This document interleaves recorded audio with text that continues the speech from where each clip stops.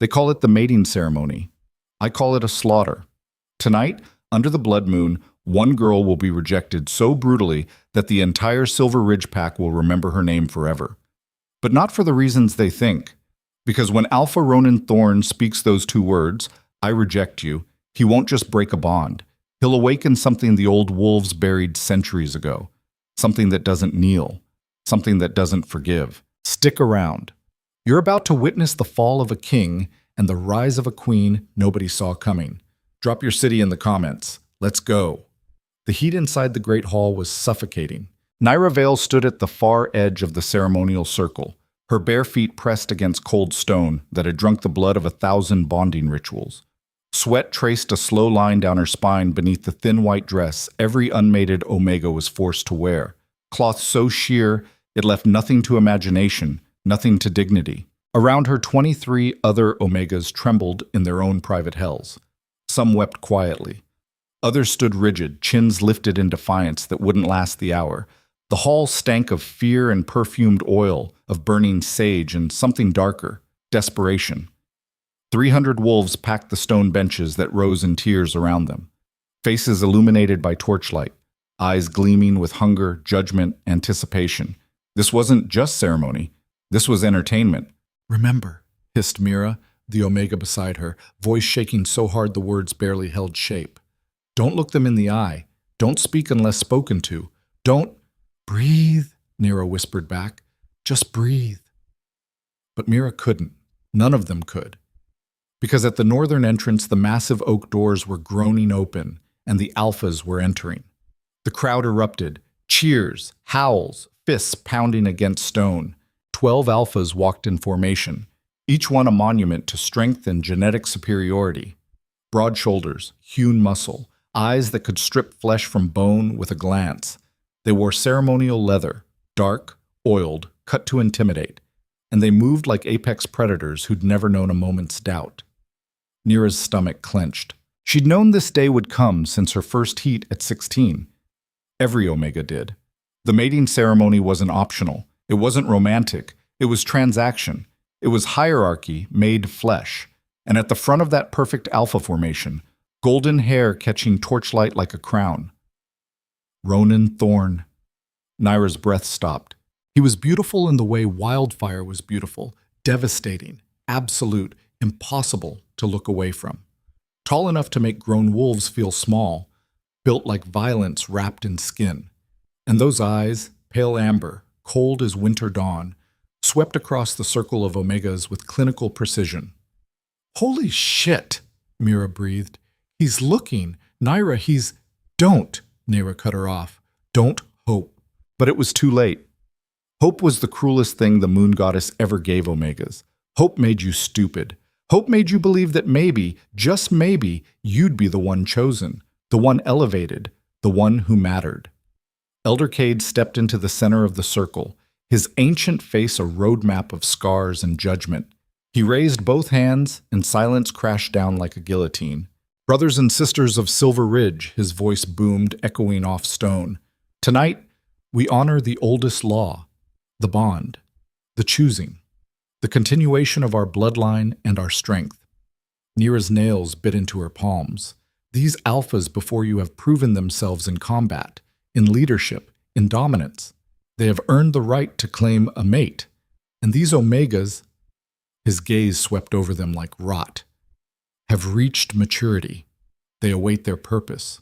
Purpose, as if they were tools, objects, empty vessels waiting to be filled with somebody else's legacy. Rage flickered hot in Nyra's chest, but she crushed it down. Rage got you killed in Silver Ridge. Rage got you exiled. Rage got you worse.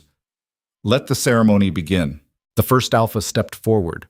Marcus, built like a battering ram, scars crisscrossing his throat from a fight that had made him legend. He walked the circle slowly, evaluating. 3 Omegas visibly shook when he passed. One fainted. He stopped in front of a curvy brunette named Sarah, reached out, tilted her chin up with one scarred finger. You, he said simply. Sarah's eyes filled with tears, relief or horror, impossible to tell.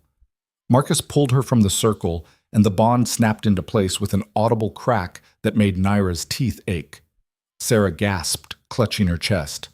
Marcus just smiled. One down. The second alpha chose quickly, a redhead who'd been praying under her breath. The third took longer, circling twice before selecting an omega so small she looked like she'd break in a strong wind. Naira stood perfectly still.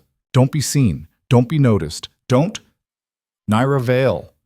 Her name cut through the hall like a blade through silk. Every head turned. Elder Cade was staring directly at her, his expression unreadable. Step forward. No, this wasn't how it worked. Elders didn't call Omegas by name. Alphas chose. Omegas waited. That was the law. That was... Now, girl. Her legs moved before her mind caught up. One step. Two. The circle opened around her like a wound, and suddenly she was standing in the center of the hall, exposed under torchlight, 300 pairs of eyes burning into her skin. Panic clawed up her throat. Kneel, Cade commanded. She dropped.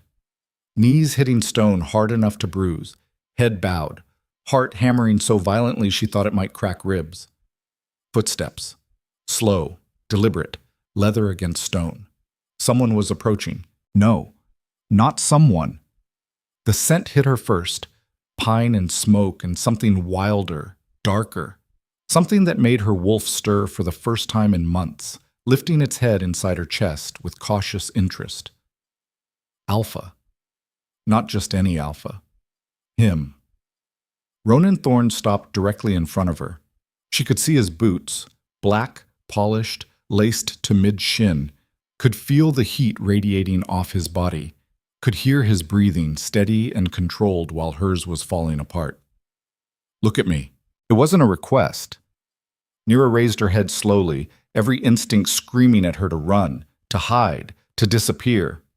Her gaze traveled up, past the leather pants that clung to thighs like tree trunks, past the belt studded with silver, past the bare chest carved with muscle and marked with the 3 claw scars every alpha earned in their ascension trial.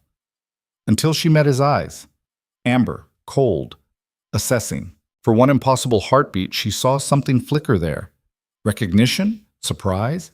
The faintest crack in that perfect mask? Then it was gone. Naira Vale, he said, voice low enough that only she could hear. 22 years old, Omega, unmated, no rank, no bloodline worth naming. Each word was a stone dropped on her chest. You work in the kitchens. You keep your head down. You've never caused trouble, never stood out, never been anything more than... He paused, tilting his head slightly. Forgettable. Heat flooded her face. Shame, rage, something worse than both. He was right. She was nothing. Nobody. The girl wolves looked past in hallways. The other Omegas pitied because at least they had friends, had skills, had something to offer. Naira Vale was the space between words, the silence between heartbeats, invisible. Ronan leaned down, close enough that his breath ghosted across her cheek. The crowd leaned in with him, desperate to hear, to witness, to consume whatever happened next. The moon goddess, he said quietly, has a sick sense of humor. Confusion flickered through her panic. What? You're my mate. The world stopped. No sound, no breath, no thought. Just those 3 words, detonating inside her skull like grenades. You're my mate. The bond slammed into existence with the force of a collapsing star. Naira gasped, doubling over as something ancient and irreversible locked into place between them.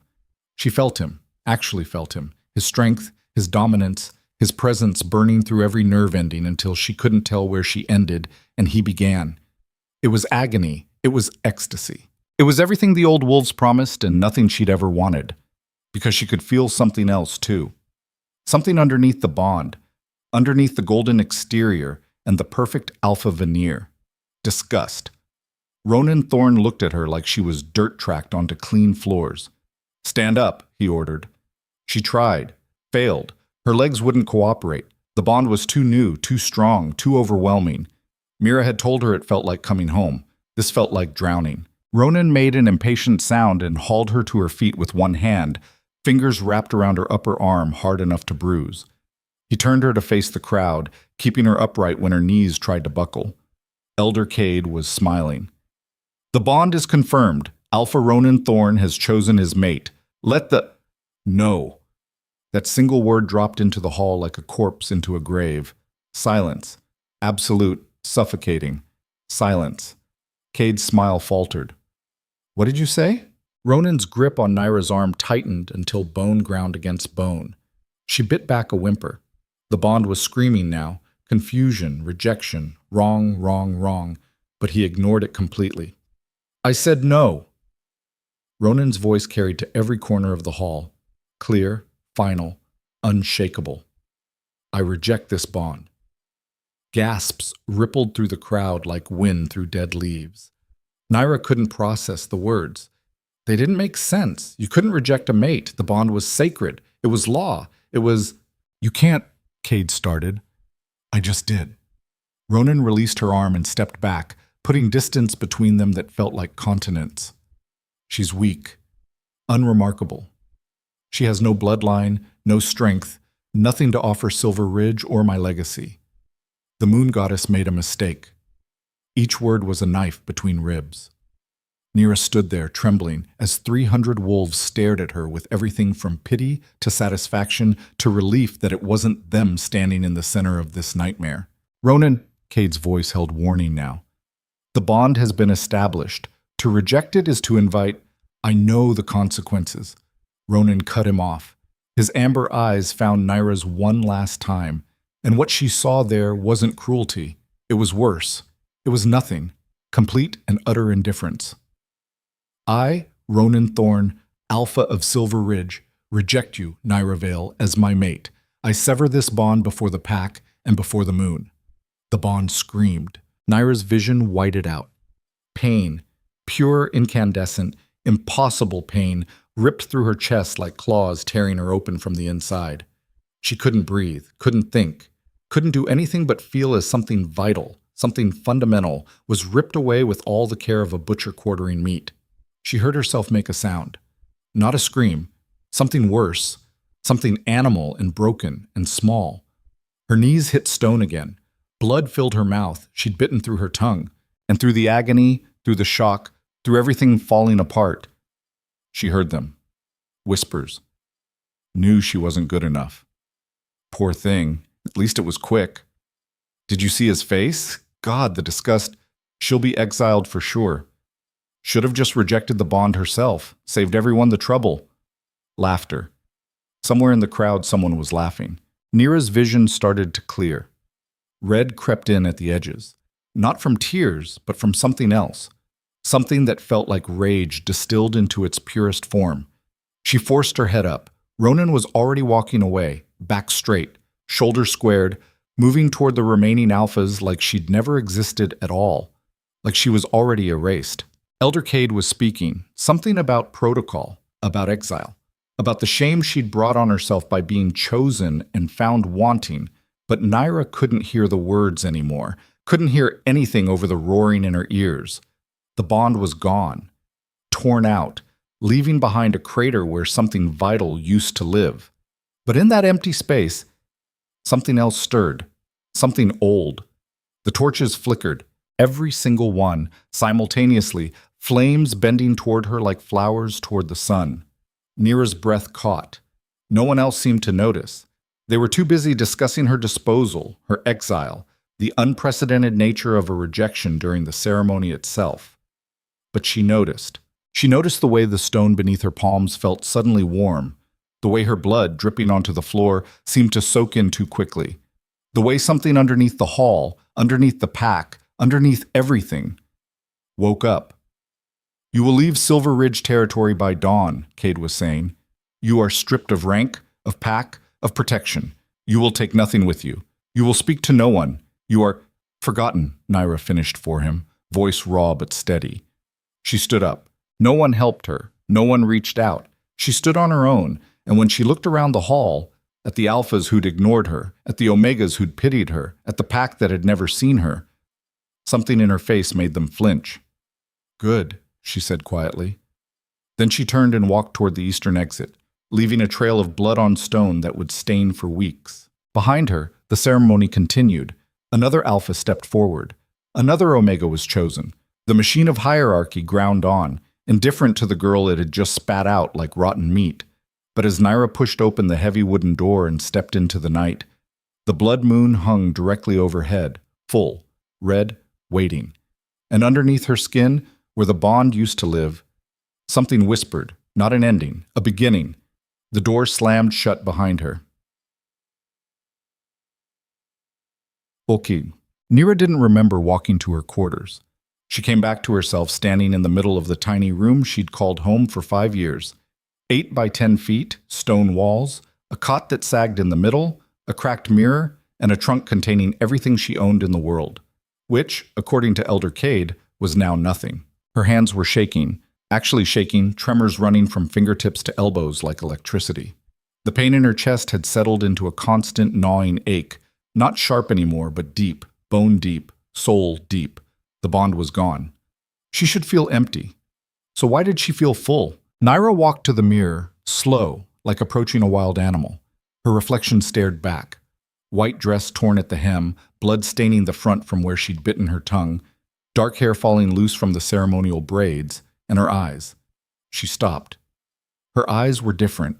Not the color, still the same dark brown they'd always been. But something in them had changed. Something had shifted. There was a depth there that hadn't existed an hour ago. A darkness that moved. No, not darkness. Power. The whispers came again, stronger now. Not words exactly. More like impressions, feelings.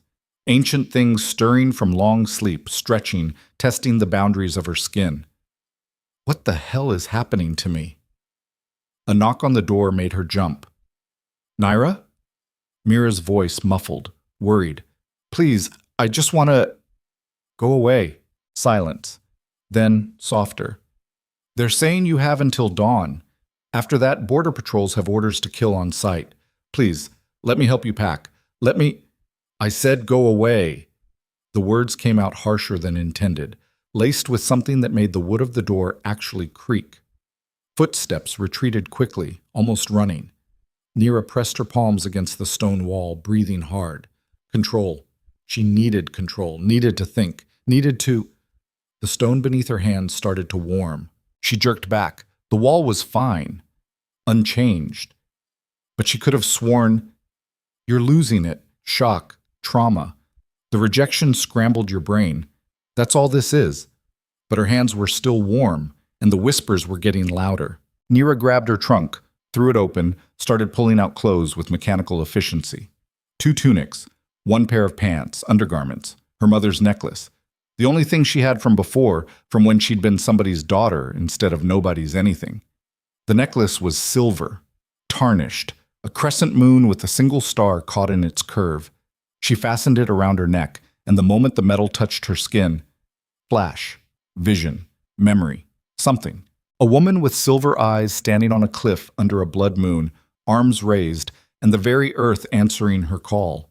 Stones lifting, trees bending, wolves bowing, power cascading from her like light from a star. And then words, spoken in a voice that sounded like thunder. They will forget us, but we do not forget. We wait. We watch. We return. Naira gasped, stumbling backward. The vision shattered. She was alone in her room, heart pounding, the necklace burning cold against her chest. What? Another knock. Harder this time. Naira Vale. Not Mira. This voice was male, official, one of the enforcers. By order of the council, you have 10 minutes to vacate pact territory. Failure to comply will result in... She wrenched the door open. The enforcer, young, maybe 25, with the build of someone who'd fought his way up from nothing, took one look at her face and stepped back. I'm leaving, she said flatly.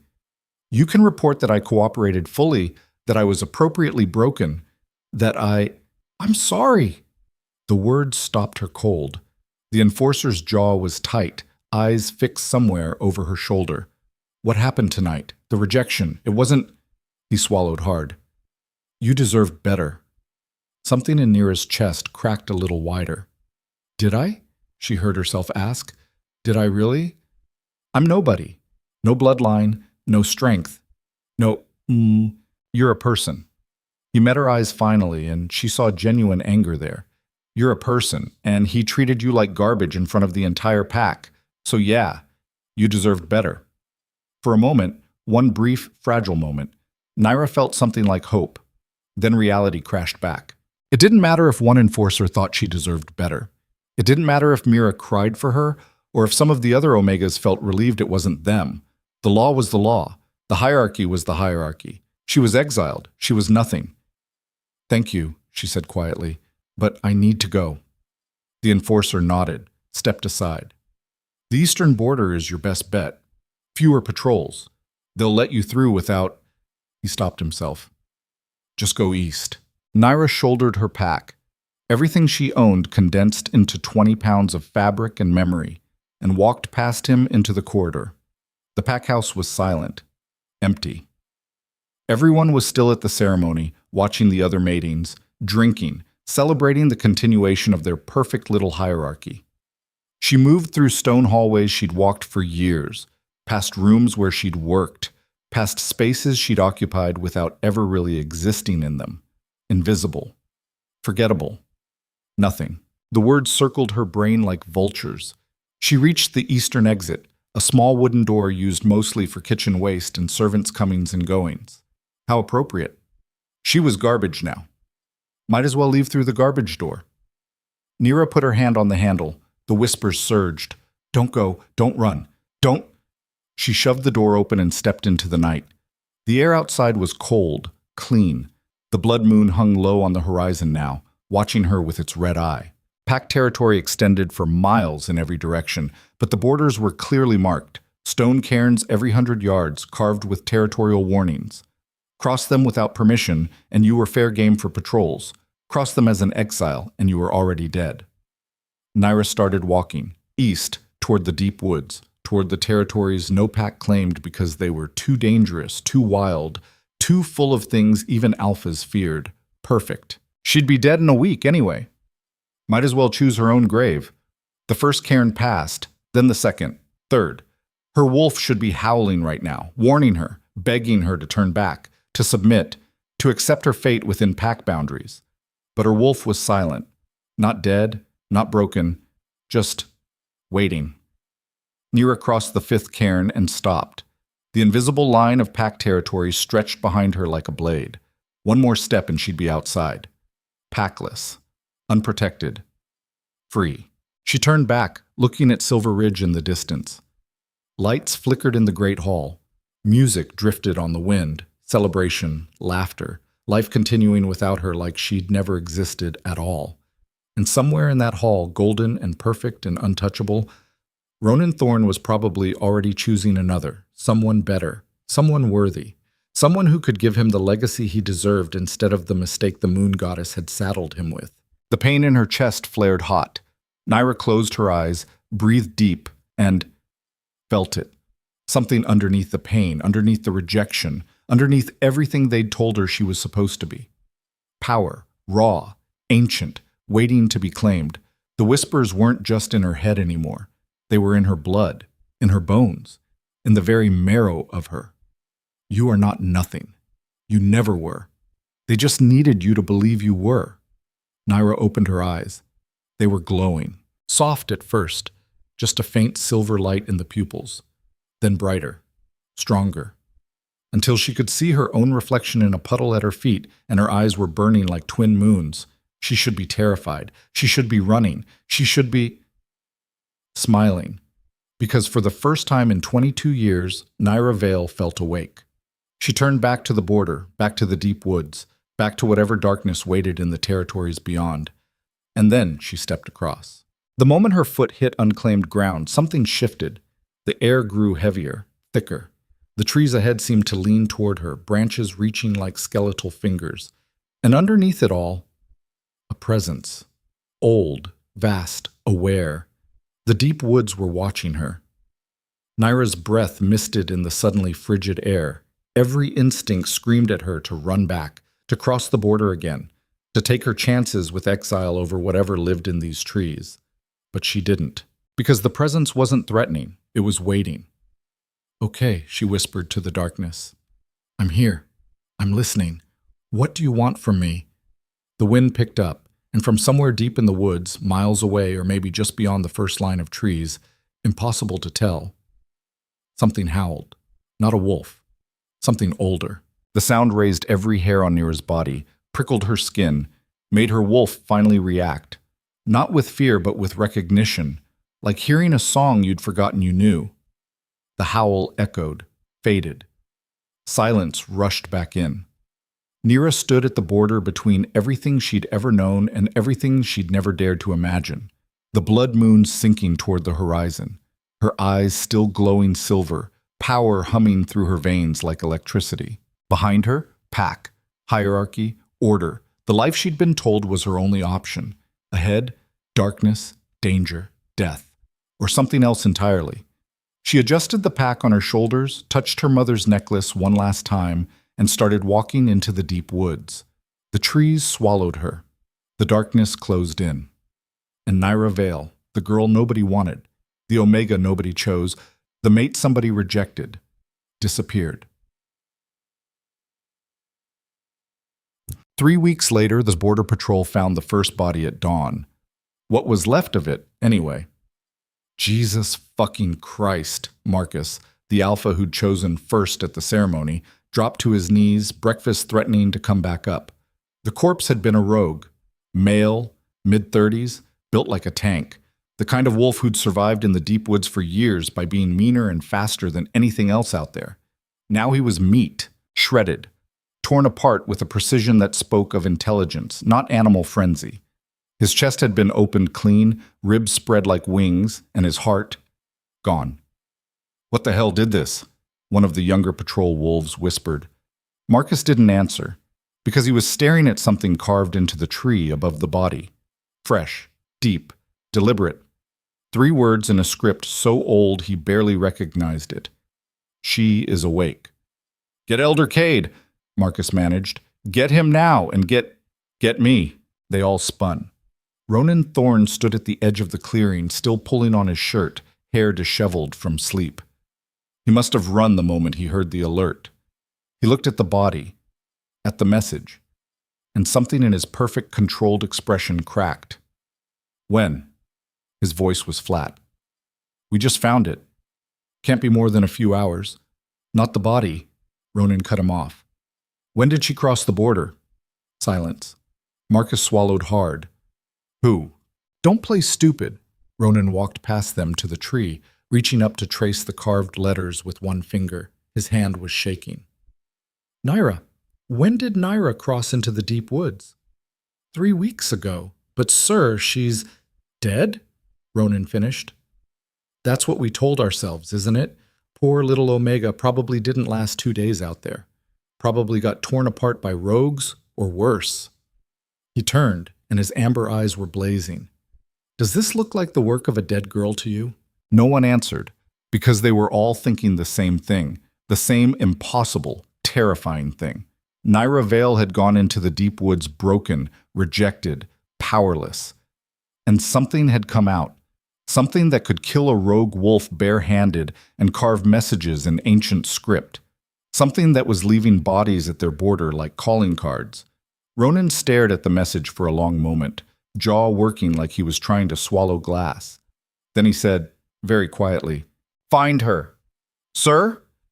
"I said find her." His voice rose to a roar that made every wolf in the clearing drop their heads in submission.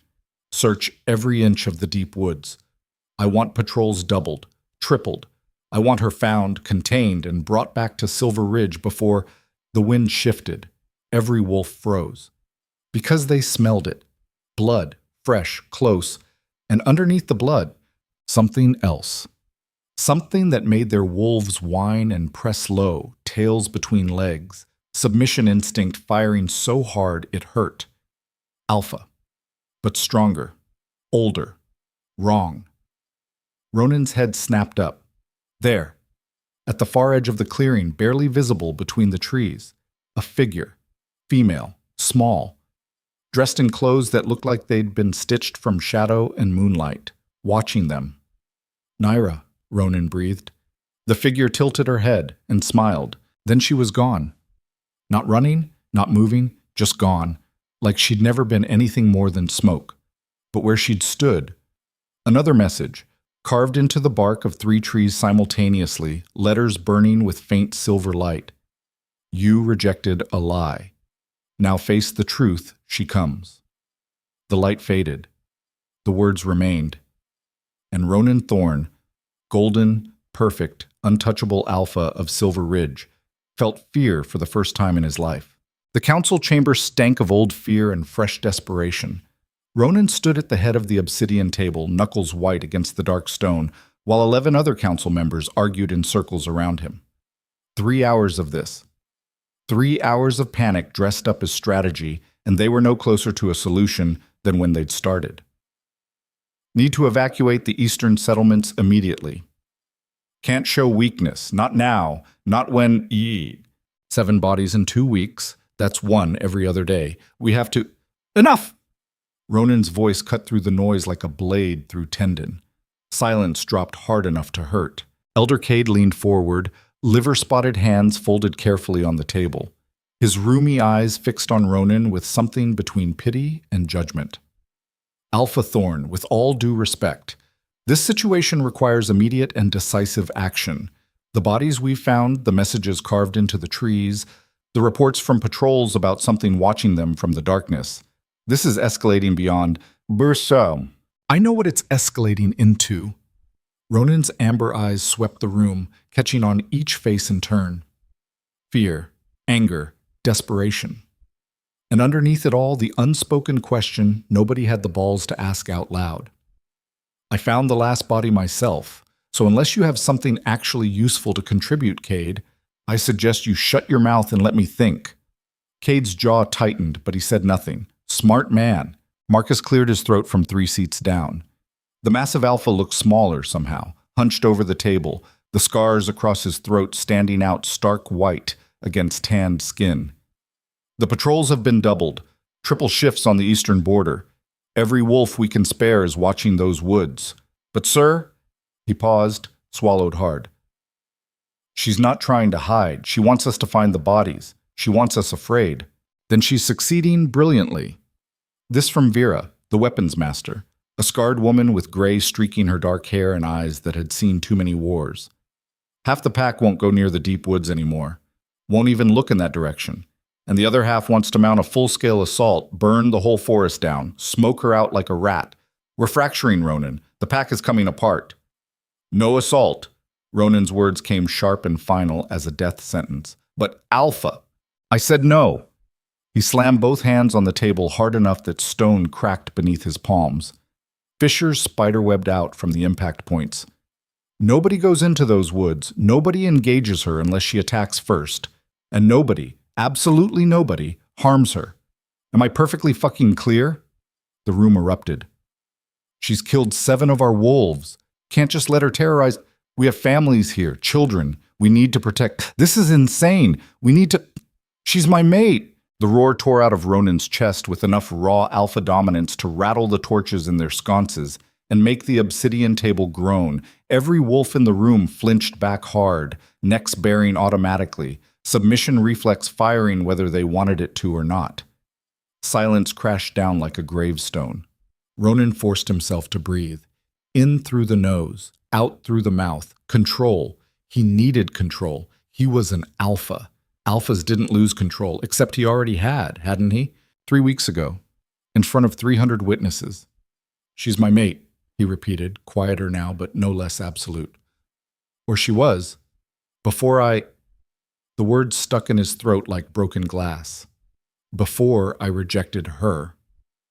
The bond was severed, Cade said carefully, like he was explaining basic concepts to a child. Publicly. Before the moon. In front of the entire pack. There's no going back from that, Ronan. What's done is done. The bond is gone. Permanently. Nothing is permanent. Ronan straightened, rolling his shoulders back, forcing his spine into the rigid posture of authority, even though everything inside him was screaming. The ancient texts mention rituals, old ceremonies, ways to restore bonds that were wrongly severed. If I can find her, talk to her, make her understand that I made a mistake. Understand what exactly? The voice came from the doorway. Every head in the room turned. Cale Thorne leaned against the doorframe with studied casualness. Ronan's younger brother, leaner and darker, with the kind of smile that promised violence wrapped in silk. He pushed off the wall and sauntered into the council chamber like he owned the place. Like he hadn't just interrupted a closed session. Like he gave exactly 0 fucks about protocol or hierarchy or anything else. That you made a mistake? Kyle continued, dropping into an empty chair and propping his boots up on the table. Mud flaked off onto the obsidian surface. That you're sorry? That you want her back now that she's suddenly interesting instead of invisible? Kale, warning threaded through Ronan's voice like poison through veins. This is a closed council session. You have no business. Yeah, I figured that out when I saw all the long faces and heard the screaming from 3 hallways away. Kale's smile widened, showing too many teeth. That's exactly why I'm here, brother. Someone needs to say what everyone in this room is thinking, but nobody has the balls to speak out loud. And what's that? That you're completely and utterly fucked. Kyle leaned back in the chair, lacing his fingers behind his head. Spectacularly so. And chasing after the girl you publicly humiliated and threw away like garbage isn't going to fix it. It's going to make everything infinitely worse. She's killing our wolves, Ronan said through gritted teeth. 7 rogues. Cale waved one hand dismissively. 7 wolves who'd been kicked out of their own packs for various crimes and were living like animals in the deep woods. You know how rogues operate out there. They see a lone omega wandering around. They think easy prey, easy meal, easy fun. She defended herself, that's all. By tearing out their hearts? Vera cut in sharply. By carving messages in dead languages into the trees above their corpses? That's not self-defense, boy. That's ritual. That's deliberate. Maybe. Cale shrugged like they were discussing the weather. Or maybe she's just creative, either way. His eyes locked on Ronan's. You rejected her, big brother. You looked her in the eye in front of 300 witnesses and told her she was worthless. Nothing to offer. A mistake. You severed the mate bond in the single most brutal, humiliating way possible. And now you want to fix it. Because what? Guilt? The mate pull that won't quite let go? Or because you finally pulled your head out of your ass long enough to realize what you threw away? Ronan's hands clenched into fists. You need to watch your fucking mouth. Or what? You'll reject me too? Kyle laughed, sharp and bitter. Go ahead, add me to the list. But it won't change the truth. This entire situation, the dead rogues, the messages, whatever the hell she's become out there in those woods, it's all on you. You made your choice. You severed the bond. You threw her out to die. Now live with the consequences. The consequences are dead wolves.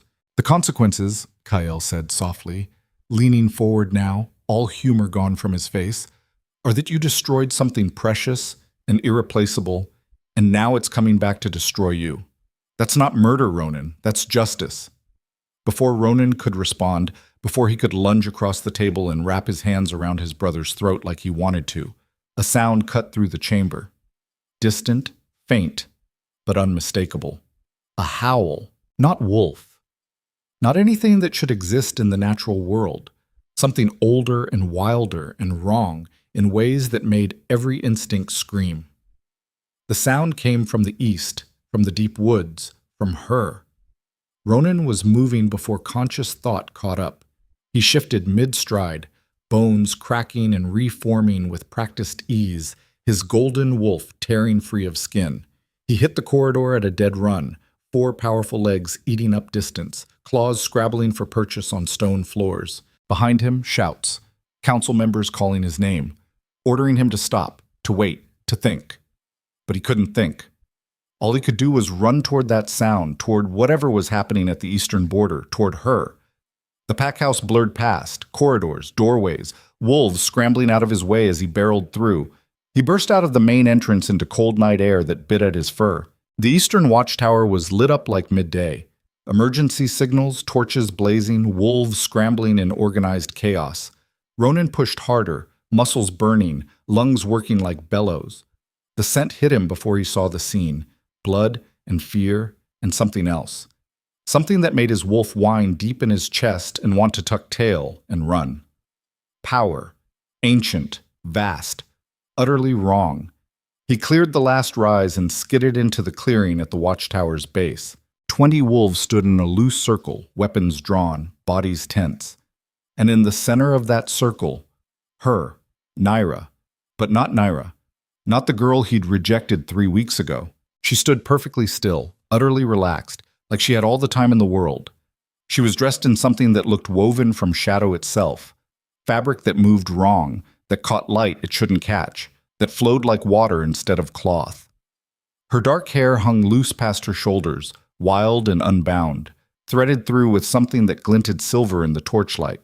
And her eyes were glowing, silver, bright, burning with cold fire that made every instinct in Ronan's body scream at him to submit, to run, to do anything except stand there staring. He shifted back to human form, stood there naked in the cold, barely feeling it, unable to look away from her.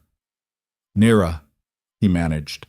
His voice came out hoarse, wrecked. She turned her head slowly, looked at him, smiled. "Alphathorn." Her voice was different, layered, like multiple people speaking in perfect, eerie harmony. "We were beginning to wonder if you'd come. We've been waiting." "We?" The words scraped out of his throat like gravel. "Me. Myself. The things that whisper in the spaces between heartbeats." She tilted her head, and the movement was too fluid, too far, like her neck had extra joints. "But mostly me. The others are just passengers, observers. They like to watch."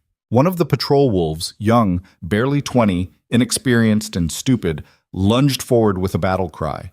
His weapon, a silver-edged blade, flashed in the torchlight as he brought it down toward her exposed back. Naira didn't move, didn't even look at him. The wolf dropped mid-leap like someone had cut his strings. He hit the ground hard and started convulsing immediately, screaming, clawing at his own chest like something was trying to tear its way out from the inside. Blood welled up beneath his fingernails where he gouged his own skin. "Stand down!" Ronan roared, alpha dominance flooding the command. "All of you, stand the fuck down right now!" Too late. 3 more wolves charged from different angles, coordinated, weapons ready. Nira raised one hand almost lazily. They froze. Actually froze. Mid-stride, mid-shift, suspended in the air like insects trapped in amber.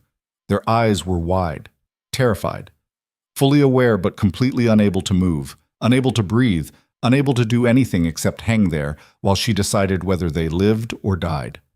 Ronan could see their chests straining, see the panic in their eyes, see the way their fingers twitched, trying desperately to move and failing.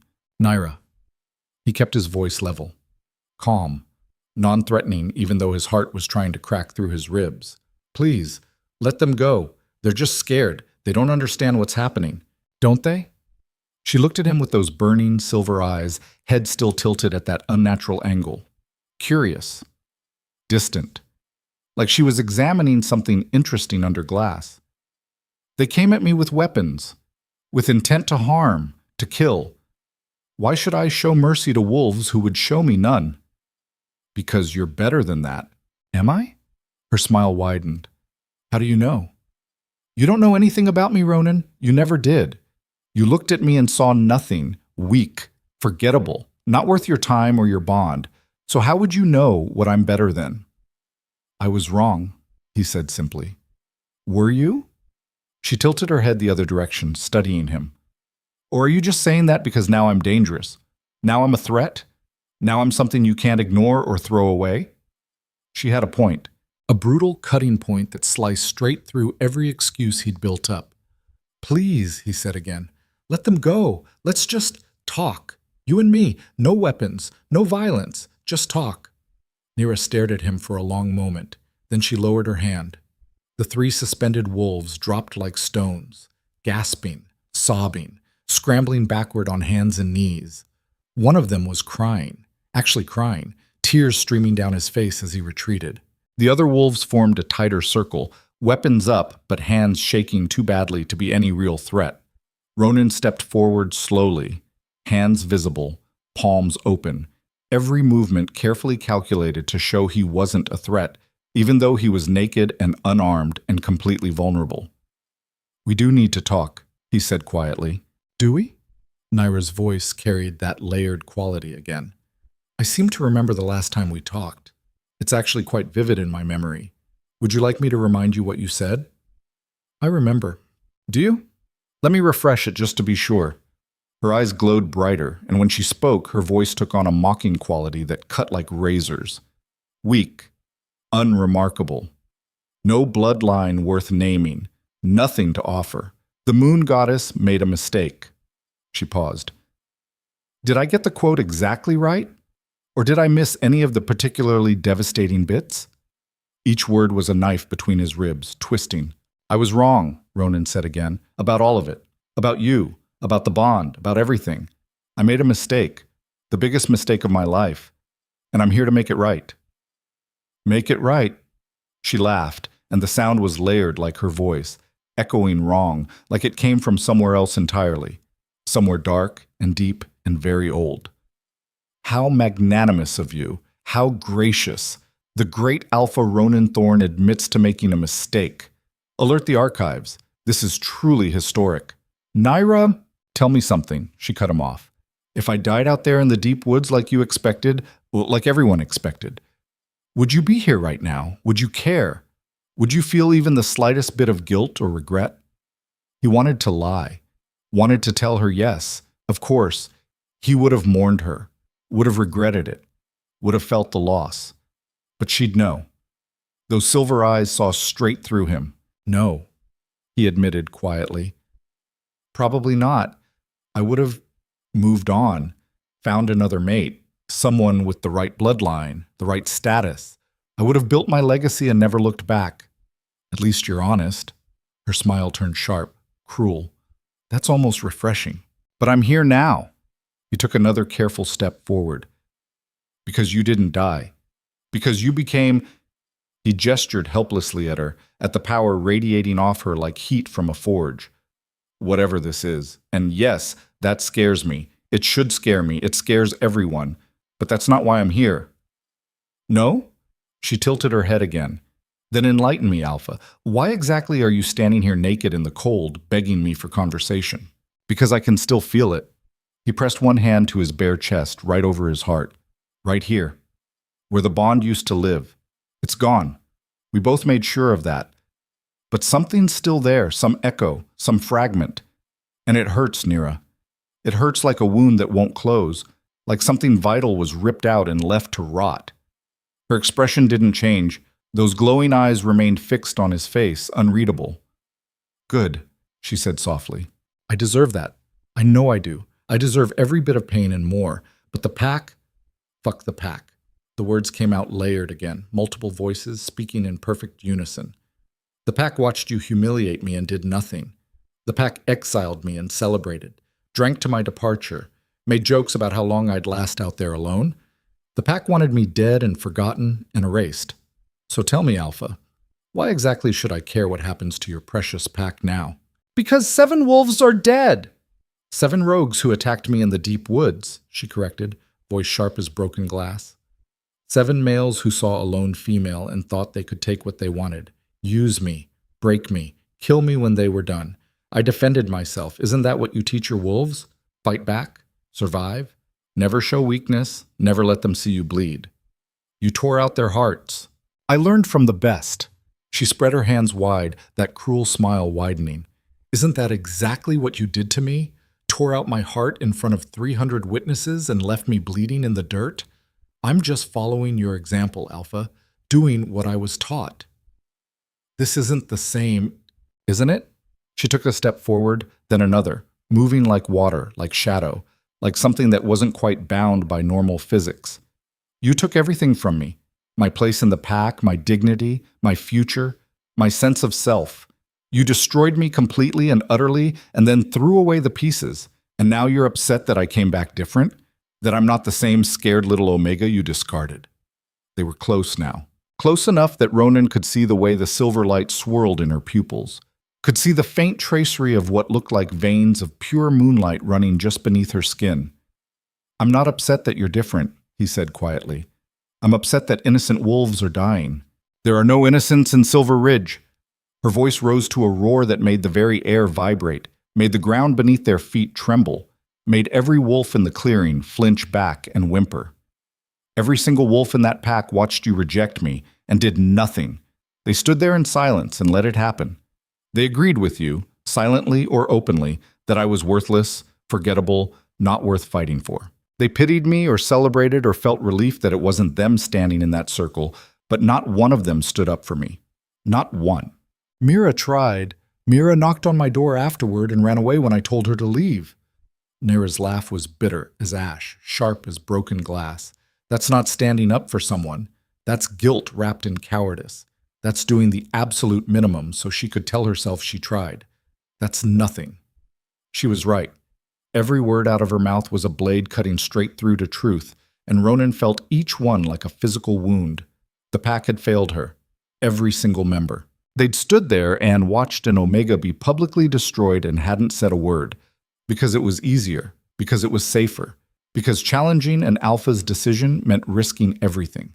And Naira, quiet, unremarkable, forgettable Naira, hadn't been worth the risk. "What do you want?" he asked quietly, desperately. "Just tell me. What would it take to end this, to make things right?"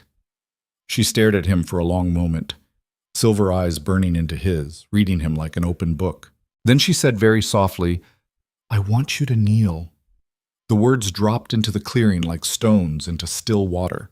Around them, the patrol wolves tensed, hands tightening on weapons, eyes going wide with shock. Ronan heard Kyle, who'd followed from the pack house, swear viciously somewhere behind him.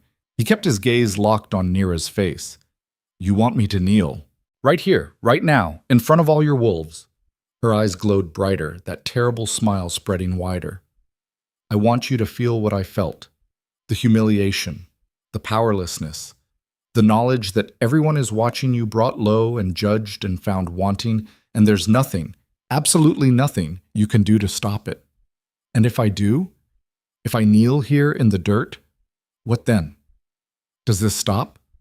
Will you leave Silver Ridge in peace? Maybe." The word came out soft, dangerous. "Or maybe I'll do exactly what you did to me.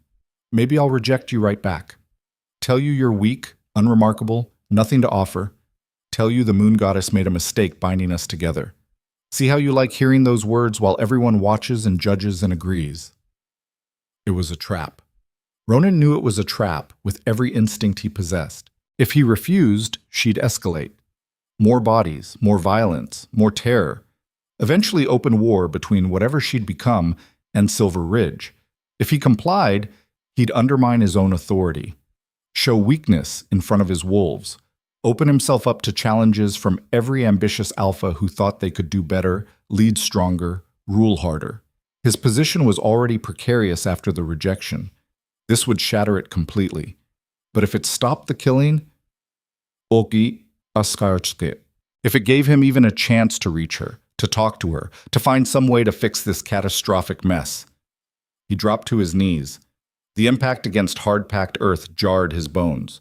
The patrol wolves gasped in unison. Someone swore. Kyle's voice rose above the others, yelling something about this being insane, being suicide. But Ronan ignored it all. He kept his eyes on Naira's glowing silver gaze, head bowed in perfect submission, hands loose at his sides, palms up, utterly vulnerable. "I kneel," he said clearly, loudly, making absolutely sure every wolf present heard him. "I submit to you. I acknowledge my mistake. I accept the consequences of my actions. Get up." The command cut through his words like a blade. "Naira?" "I said get up." Her voice hardened to something cold and sharp as winter ice. "You think this fixes anything? You think kneeling in the dirt for 30 seconds makes us even? Balances some cosmic scale?" She laughed, and the sound was wrong. "You destroyed my entire life, Ronan. You severed our mate bond in front of 300 witnesses, the single most sacred connection a wolf can have, and threw me away like I was garbage. You exiled me. You sent me out to die alone in the deep woods. You took everything I was and everything I could have been and ground it into dust beneath your boot. And you think a little public humiliation balances that? You think getting your pride hurt for a few minutes is equivalent to having your soul ripped apart? Every word hit like a physical blow. You're still weak, she continued, voice dropping to something soft and deadly. You're still unremarkable, and you still have nothing, absolutely nothing, to offer me. His own words, thrown back at him with perfect, devastating accuracy. Ronan felt them land like arrows through his chest. Naira turned and started walking toward the tree line. Wait! He scrambled to his feet, dirt clinging to his knees. Naira, wait, just tell me what you want. Whatever it takes, I'll do it. I'll give you anything. Money, territory, status. Just tell me how to fix this. She stopped at the edge of the clearing, turned back.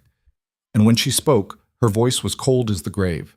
I want you to understand what it feels like to lose everything.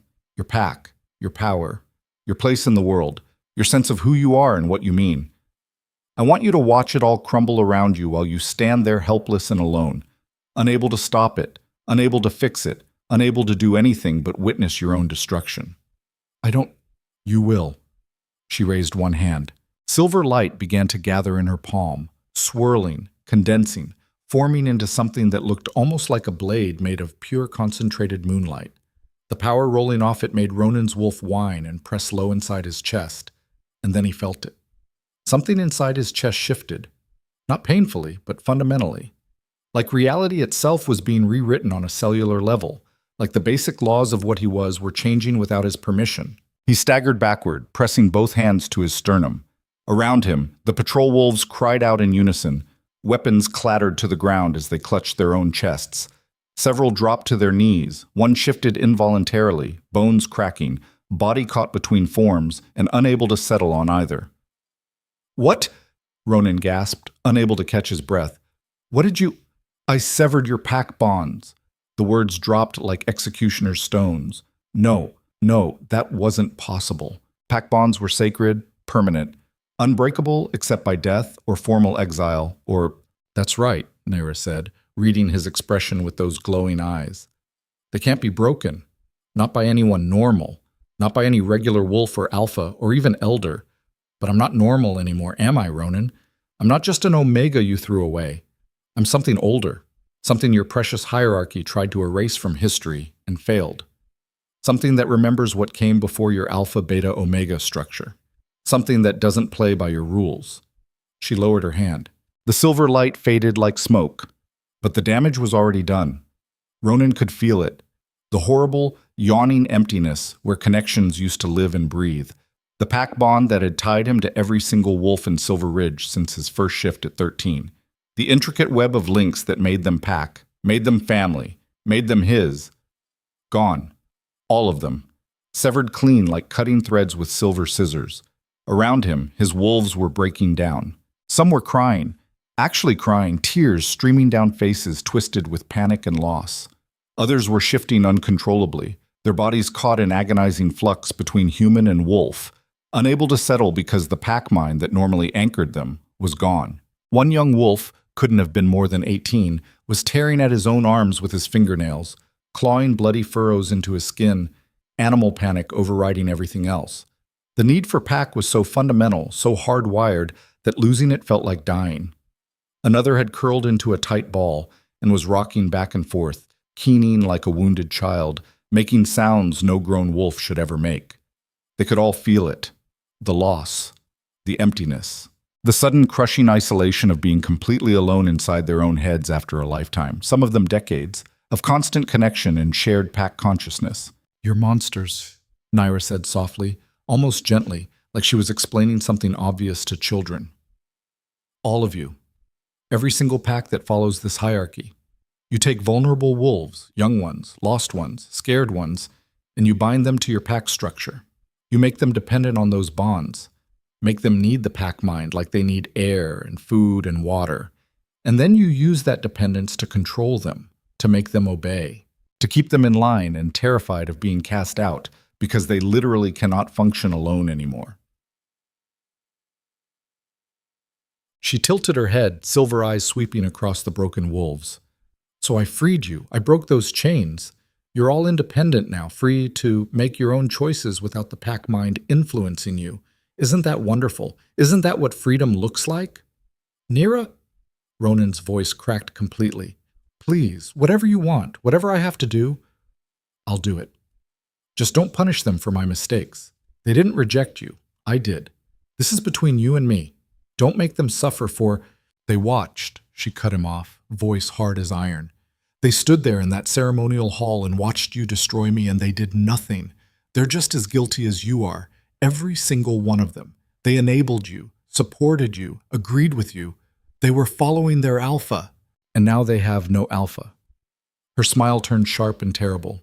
No pack bonds, no pack mind, no safety net of shared consciousness to catch them when they fall. They're alone, completely, utterly alone. Just like you made me. She turned back toward the tree line. 3 days, she called over her shoulder. "What?" Ronan managed through the crushing weight on his chest. "You have 3 days to restore the pack bonds yourself. If you can somehow manage it without the power of a lunar sovereign, which you can't." Her laugh echoed through the clearing, layered and wrong.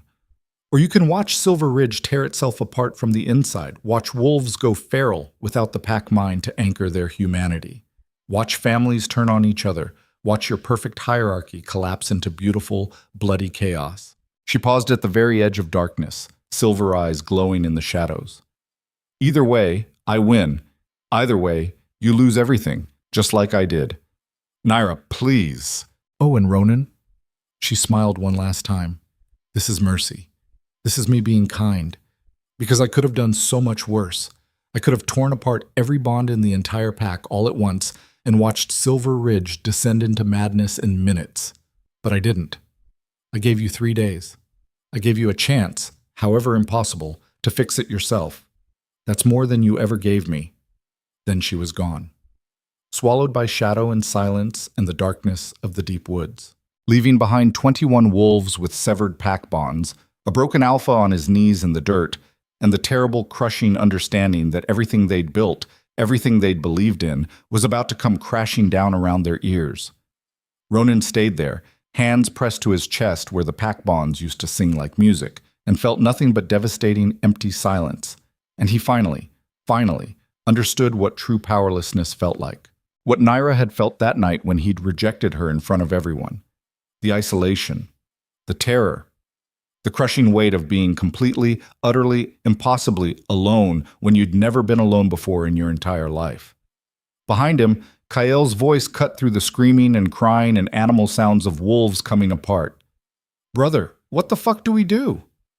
Ronan didn't answer, because for the first time in his entire life, Alpha Ronan Thorn, Golden Boy, perfect heir, chosen by the moon goddess herself to lead. He had absolutely no fucking idea. The wolves around him kept breaking down, kept screaming, kept begging for someone to make it stop, to bring back the bonds, to fix what had been shattered. But nobody could. Nobody except the girl they'd all thrown away. The girl who was now watching from somewhere in that darkness with glowing silver eyes and a smile that promised this was only the beginning. Ronan forced himself to his feet on shaking legs, looked at the wolves around him, his wolves, except they weren't his anymore, weren't anybody's, just 21 isolated individuals drowning in sudden, terrible aloneness. "Get them back to the pack house," he ordered Kyle. His voice came out hollow, dead. "Medical bay, sedatives if they need them. Don't let anyone hurt themselves. And lock down the territory. Nobody in or out without my direct order." "And you?" Kael's dark eyes were sharp, worried. "What are you going to do?" Ronan looked toward the deep woods where Naira had disappeared. "I'm going to figure out what the hell she's become," he said quietly, "and how to give her what she wants. Which is? Everything." The word tasted like ash. "She wants everything I took from her, and she's going to tear Silver Ridge apart piece by piece until she gets it." The blood moon was rising over the eastern horizon, painting the world in shades of red. And somewhere in those dark woods, Naira Vale was laughing. 3 days. The countdown had begun. The archives were suffocating. Ronan had been down here for 6 hours straight, surrounded by dust and decay, and books so old the pages crumbled at the slightest touch. The air was thick with the smell of mold and ancient paper, and the single oil lamp he'd brought cast dancing shadows across walls lined floor to ceiling with forgotten knowledge. He was looking for answers. What he found was something far worse. There, Elder Cade's gnarled finger traced a line of text so faded Ronan could barely make it out. The old man had followed him down here an hour ago, concern etched deep into his weathered face. The lunar sovereign bloodline. I knew I'd seen references before, but I never thought, what does it say? Ronan leaned closer, squinting at the ancient script. Cade's voice was barely a whisper. They weren't myths. The lunar sovereigns were real. They ruled before the Alpha hierarchy existed, before we organized into packs at all. They were... He paused, swallowing hard. They were gods among wolves, could sever bonds, create them, control the very essence of what we are. The old packs rose up against them, called it a rebellion, a war for freedom. And they won, barely, killed most of the sovereign bloodline and drove the rest into hiding, erased them from history, made sure no one would remember what came before, made sure no one would know what we'd destroyed. Ronan felt ice spreading through his chest. Naira is apparently the last one. Cade turned the page with trembling fingers. Or she was dormant until... He stopped. Until what? Until a mate bond was severed violently enough to awaken the power sleeping in her blood. Cade looked up, his rheumy eyes filled with something that looked like pity. You didn't just reject your mate, Ronan. You triggered the resurrection of a power that was supposed to stay buried forever. Fuck! Ronan slammed his fist into the stone wall hard enough to split skin. Blood welled up across his knuckles. Is there a way to stop her? To contain the power? To stop her? Cade's laugh was bitter. Boy, you're not listening. The lunar sovereigns didn't lose because they were weak. They lost because the rebellion sacrificed thousands of wolves and fought for decades. They lost because... He stopped mid-sentence. Ronan watched the old man's face go pale, watched his eyes go wide with something that looked like horror. What? Ronan demanded. Because what? Cade's finger traced down the page, stopped on a passage near the bottom. When he spoke, his voice was shaking. Because they were betrayed by someone they trusted, someone close, someone who... He looked up at Ronan. Someone who knew their weakness. What weakness? The mate bond. Cade's words came faster now, urgent. A lunar sovereign's power is tied to their mate. The bond amplifies it, stabilizes it, gives it focus. Without a mate, they're still powerful but unstable. Dangerous to themselves as much as others. But with a mate, with that connection intact, they become unstoppable. Ronan felt the world tilt beneath his feet. You're saying if I'd accepted the bond, she would have awakened anyway. The power was always there, sleeping in her blood. The bond would have triggered it, but instead of being angry, rejected, vengeful, Cade's eyes bored into his. She would have been bonded to you. The power would have been shared between you. She would have had an anchor, a reason to control it instead of letting it consume everything. So I didn't cause this by rejecting her. I caused this by being her mate in the first place. Cade closed the book with a sound like a death knell. The moon goddess gave you to her for a reason, to balance her, to ground her, to make sure when the power woke up, it would be directed by love instead of hate. The crushing weight of it drove Ronan to his knees. Everything he'd done, the rejection, the cruelty, the public humiliation, hadn't just hurt Naira. It had created a monster, not because she was evil or broken, but because she was powerful and alone and had every reason in the world to want revenge. There has to be a way to fix this, Ronan managed through the tightness in his throat. The bond can't be restored, but maybe I can talk to her, make her understand, find some other way to... Ronan. Cade's voice stopped him cold. There's more. You need to read the rest. What rest? The old man turned several pages, pointed to another passage. Ronan leaned in and read. The words didn't make sense at first. His brain refused to process them. Then all at once, they clicked into horrible, devastating clarity. The lunar sovereign bloodline was not random. It was chosen, engineered. The moon goddess herself created them as guardians, as balance against the alpha tyranny that would eventually rise. She knew wolves would organize into hierarchies of dominance, knew the strong would abuse the weak, knew power would corrupt. So she created the sovereigns as a failsafe, as a reminder, as punishment for packs that forgot mercy. and she marked their mates with a very specific purpose. Ronan's hands were shaking as he kept reading. The mate of a lunar sovereign is not chosen for love. They are chosen for judgment. They are always an alpha, always someone in power, always someone who has the capacity for both great leadership and terrible cruelty. The bond tests them. If they accept it, if they treat their sovereign mate with respect and equality, the power remains dormant. The bloodline sleeps, balance is maintained. But if they reject it, if they prove themselves cruel, heartless, unworthy, the power awakens, and the alpha who failed the test becomes the first target of the sovereign's wrath. Ronan couldn't breathe, couldn't think, couldn't do anything but stare at the words as their full meaning crashed down on him. It was a test, he whispered. The whole thing, from the moment the bond snapped. It was a test to see if I was worthy, if I could lead with compassion instead of just dominance. And I failed. Cade's voice was flat, final, spectacularly. You looked at your mate, at a girl the moon goddess herself chose for you, and decided she wasn't good enough. You rejected her in the cruelest way possible. You proved exactly what the test was designed to reveal. That I'm a monster. That you're a tyrant. Cade closed the book. Like every alpha who prioritizes bloodline and status over actual worth. Like every leader who sees wolves as tools instead of people. The moon goddess gave you a chance to be different, to be better, and you threw it away. Ronan wanted to argue, wanted to defend himself, wanted to explain that he'd been doing what was best for the pack, for the bloodline, for the future. But the words died in his throat, because Cade was right. He'd looked at Naira and seen nothing. No value, no worth, just an obstacle to the perfect legacy he'd been planning since childhood. He'd failed the test before it even began. So what happens now? Ronan asked quietly. Cade's expression was grim. According to this, the awakened sovereign destroys the alpha who failed them, tears apart their pack, dismantles their hierarchy, and then either goes dormant again or finds a new purpose. The texts aren't clear on that part. She's going to kill me. Eventually, but first, Cade gestured to the book. She's going to make you watch everything you built crumble. She's going to make you feel what she felt, powerless, worthless, alone. She's going to strip you of everything that made you who you are, and only then, when you have nothing left, will she grant you the mercy of death.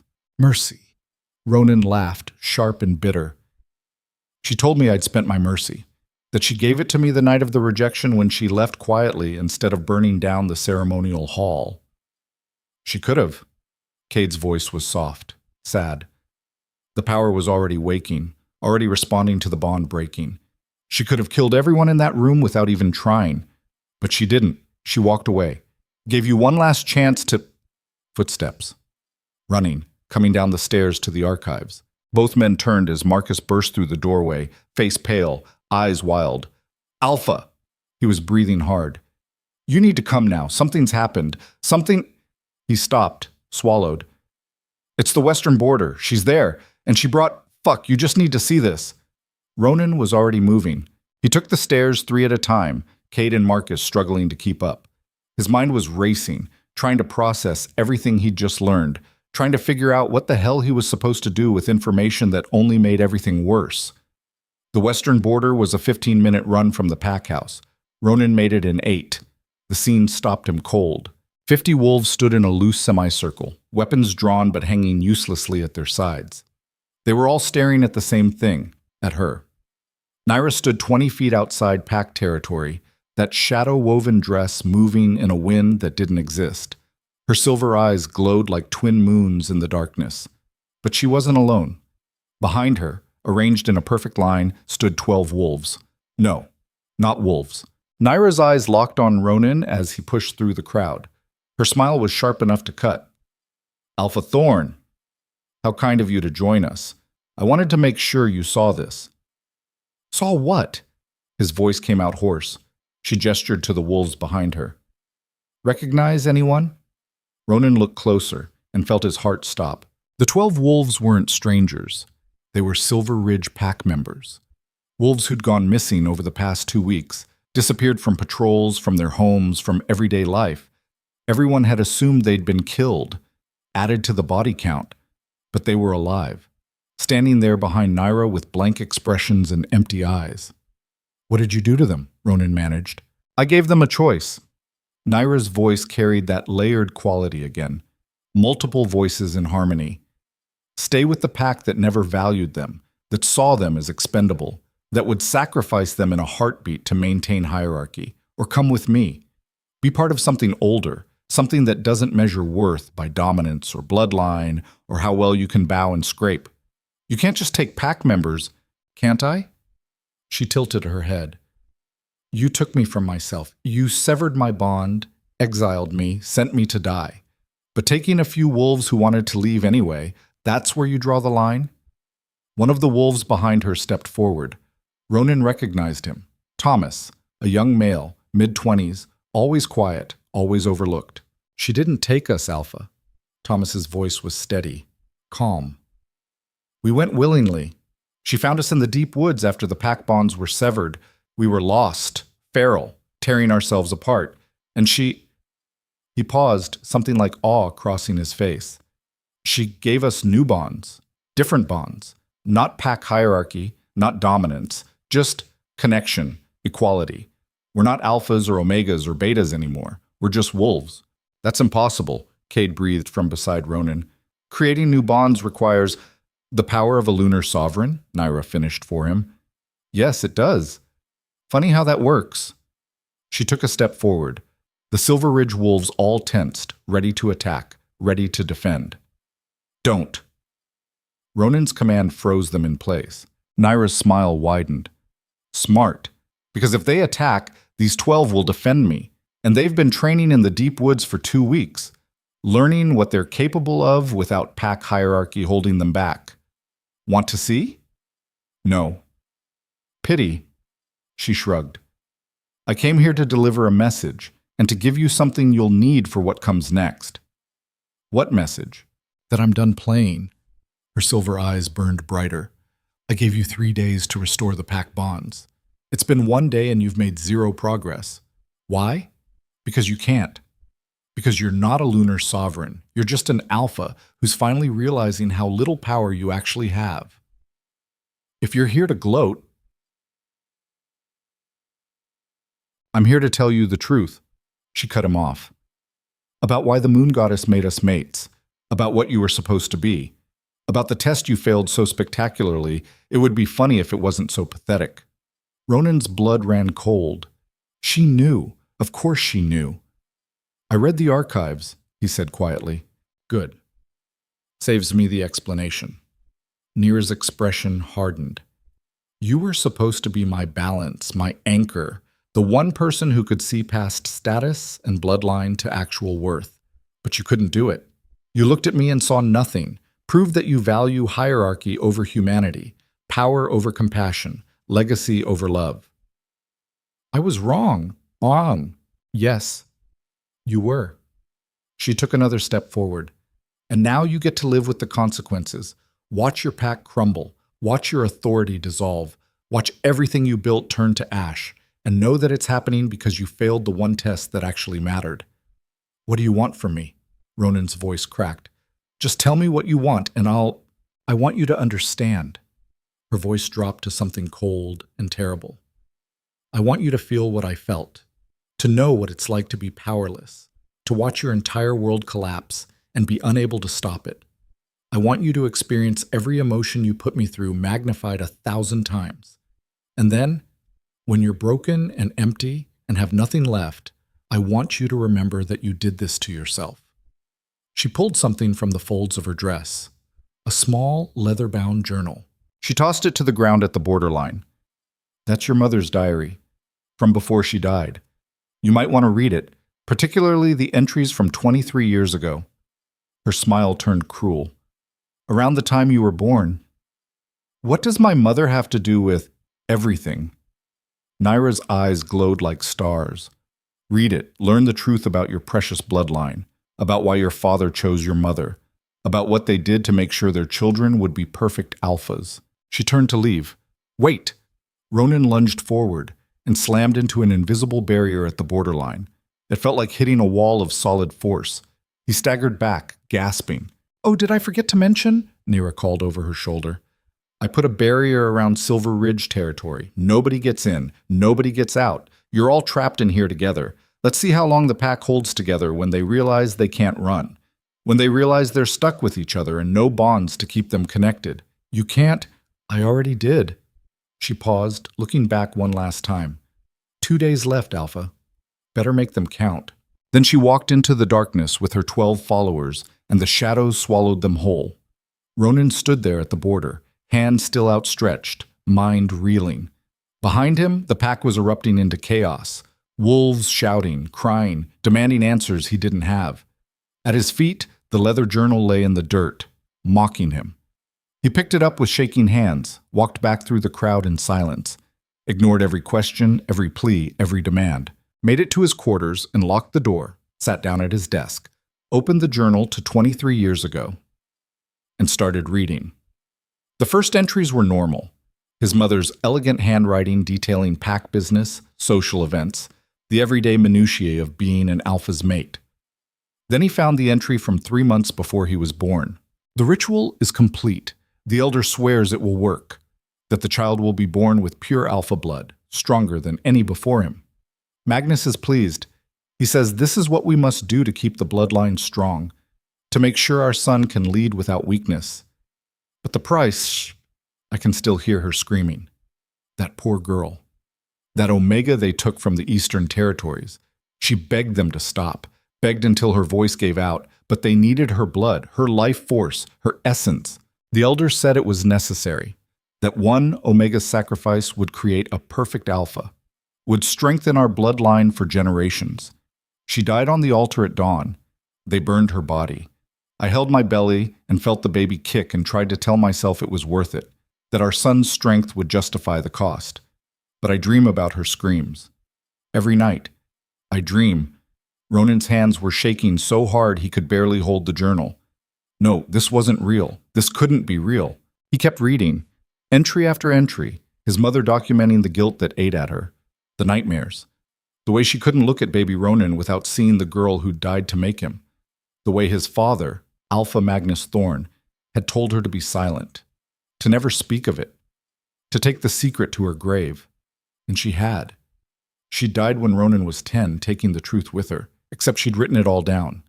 Every horrible detail. The ritual. The sacrifice. The Omega girl whose life force had been drained to strengthen the bloodline. To make Ronan perfect. He was built on murder.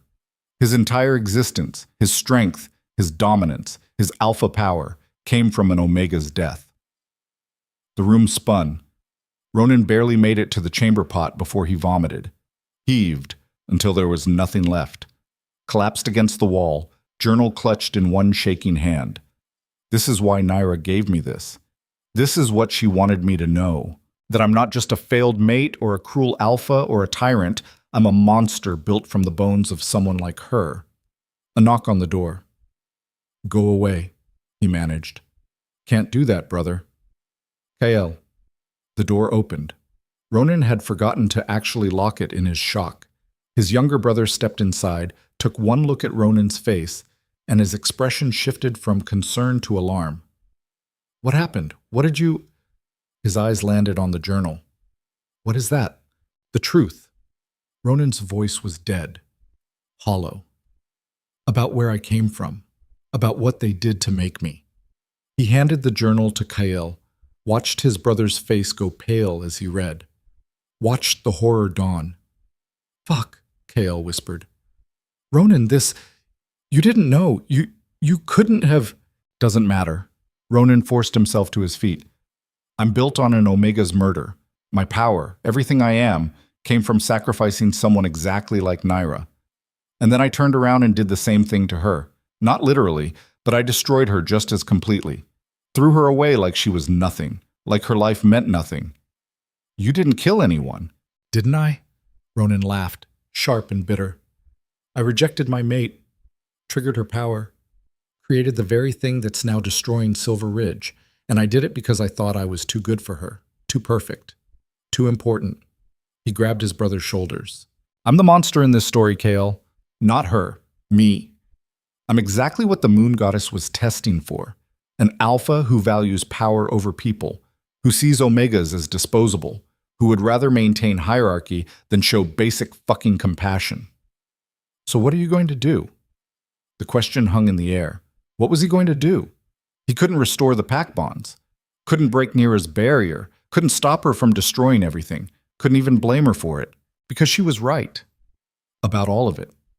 He was weak, unremarkable beneath the manufactured strength, and he had nothing to offer except the hollow shell of a legacy built on murder and cruelty. I'm going to find her, Ronan said quietly. I'm going to go into the deep woods. I'm going to kneel before her again, for real this time, not as some tactical move, but as genuine submission, and I'm going to tell her the truth. What truth? That she's right, that I failed every test, that I deserve everything she's doing to me, and that if she wants to kill me, he met his brother's eyes. I won't fight back. I'll give her that much, the one thing she never got from me before. That's suicide. Maybe. Ronan moved toward the door. Or maybe it's the only way to stop this before the entire pack tears itself apart. She wants me broken, powerless, destroyed, so I'll give her that. I'll surrender completely. And maybe, just maybe, she'll let the pack survive. You can't. I can, and I will. Ronan pulled the door open. Take care of things while I'm gone. Keep the pack from killing each other. And if I don't come back, he paused. You'll make a better alpha than I ever was. He walked out before Kael could respond. Walked through the pack house, ignoring every voice calling his name. Walked to the eastern border where the barrier shimmered invisible in the darkness. And he pressed his hand against it, feeling the power humming beneath his palm. Nira, he said quietly, I know you can hear me. I'm coming to you. No weapons. No tricks. No attempts to fight or manipulate or fix this. I'm coming to surrender, to give you what you want, to let you do whatever you need to do to make this right. The barrier flickered, then dissolved. Just for him. Just barely wide enough for one wolf to slip through. An invitation. Or a trap. Ronan didn't care which. He shifted, bones cracking, reforming, his golden wolf emerging. And he ran into the deep woods, toward whatever waited in the darkness, toward Nira, toward the reckoning he'd earned. The trees closed around him like teeth. The darkness was absolute. And somewhere ahead, silver eyes were watching, waiting, judging. He ran until his lungs burned, until his muscles screamed, until he couldn't run anymore and collapsed in a clearing he didn't recognize.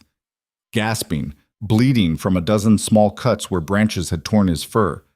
And then he felt her, the power descending like a physical weight. Nira stepped out of the shadows, 12 wolves at her back, silver eyes glowing like stars. You came, she said softly. I came. He shifted back to human, staying on his knees in the dirt, naked, vulnerable, utterly defenseless. I read the journal. I know what I am, what I was built from, what I've done. And I'm here to surrender, she finished, to give me your life, to die nobly and think that erases anything? No. He met her burning gaze. To tell you that you're right about everything. That I'm exactly what you said, weak, unremarkable, built on lies and murder and hierarchy. That I don't deserve mercy or forgiveness or a second chance. That you should destroy me and everything I represent. She stared at him. And to beg you, not for my life, but for theirs, the pack. They're tearing themselves apart without the bonds, going feral, killing each other, and they don't deserve that. They didn't know what my parents did. They didn't understand the test. They just, his voice cracked.